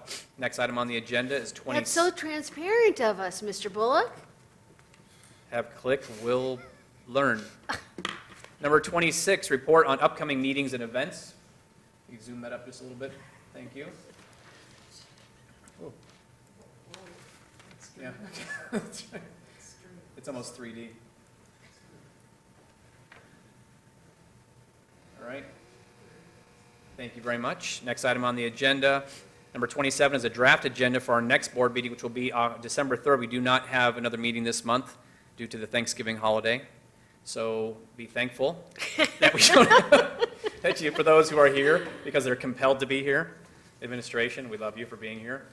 Be thankful that you can enjoy turkey and not another board meeting. We'll see you December 3rd. We could meet anyway if people wanted to. We could. Hey, let's have a We have potluck. pumpkin pie here later. Let's have pot. Yeah, we should have a party. We should. I want Mr. Savoy to bake a pumpkin pie. Um, Or buy one. Okay, all right. Next item on the agenda, number 28, board member opportunity to readdress agenda items. I'll actually direct this to Mr. Jonigan, since you missed a couple of the items. If you want to bring anything up to readdress or ask questions about, we certainly want to give you that opportunity. I'm good. You good? Okay. Ms. Bullock, if I could request to readdress recognitions, there are a number of things that I didn't get to earlier on, and I think you'd be really excited to hear about, so I'll be quick. First of all, We like that. our Met Professional Academy was recognized. Obviously, they're very early on in their, since inception. They won the honorable mention in the Best of the Westmark event last week, which was really exciting, so we're delighted. Centennial and Liberty both received SRP grants in order to help support some of their programming, a $4,500 grant to Centennial and a $5,000 grant at Liberty. And I'll fast forward, we were talking about band. We had 6 of our high schools receive an excellent rating at the competition recently, and actually Cactus High School is moving on to the Super Saturday competition happening on November 14th in Glendale Community College. So all of our, 6 of our bands received excellent ratings, and Cactus advances to that wonderful event. On the athletic field, we've had great success. 4 of our high school football teams advanced to state playoffs: Cactus, Centennial, Liberty, and Sunrise. We have Centennial playing this Friday, and Sunrise also still alive in the state playoffs. And girls volleyball, we had 3 of our high schools in the state playoffs in girls volleyball: Centennial, Raymond S. Kellis, and Sunrise Mountain High School. So lots of exciting things going on. And we heard that Country Meadows is one of 8 nominees for The Capturing Kids' Hearts. Hearts. Yes, as a matter of fact, the executive director, Flip Lippin, called me yesterday and recognized the work that's going on in our district, and particularly at Country Meadows, around capturing kids' heart. And they're also, and I won't be too premature with this, but there's also some student scholarship opportunities perhaps tied to some of this that may be forthcoming relatively soon. So we have a meeting scheduled in about 2 weeks with that group. And then, of course, Country Meadows at the national level, pretty exciting. There are 8 schools in the country. And he said that 2 of the schools that are also nominated, they took the lead from Country Meadows. They modeled their program after our program. They came out and now visited it. they're nominees too. Yep, Right. that's correct. Very Thank you. nice. No, good. That's, what a great way to end on those successes. All right. Last, of course, again, as always said, the saddest part of the night is our adjournment. So we I'm need a... so excited. It's still 7 o'clock. That is in the eye of the beholder. Certainly is, thank you. So we need a motion and a second to move this to a vote to adjourn. I'm not here. You're not here, of course I you're not. move that we adjourn this meeting. Second? Second. All right, cast your votes. Mr. Jonigan, voice vote, sir? Yay. In the affirmative. Affirmative. And it narrowly passes again. All right, thank you, everybody. Have a great night. Drive safe. Woo-hoo. And a woo-woo.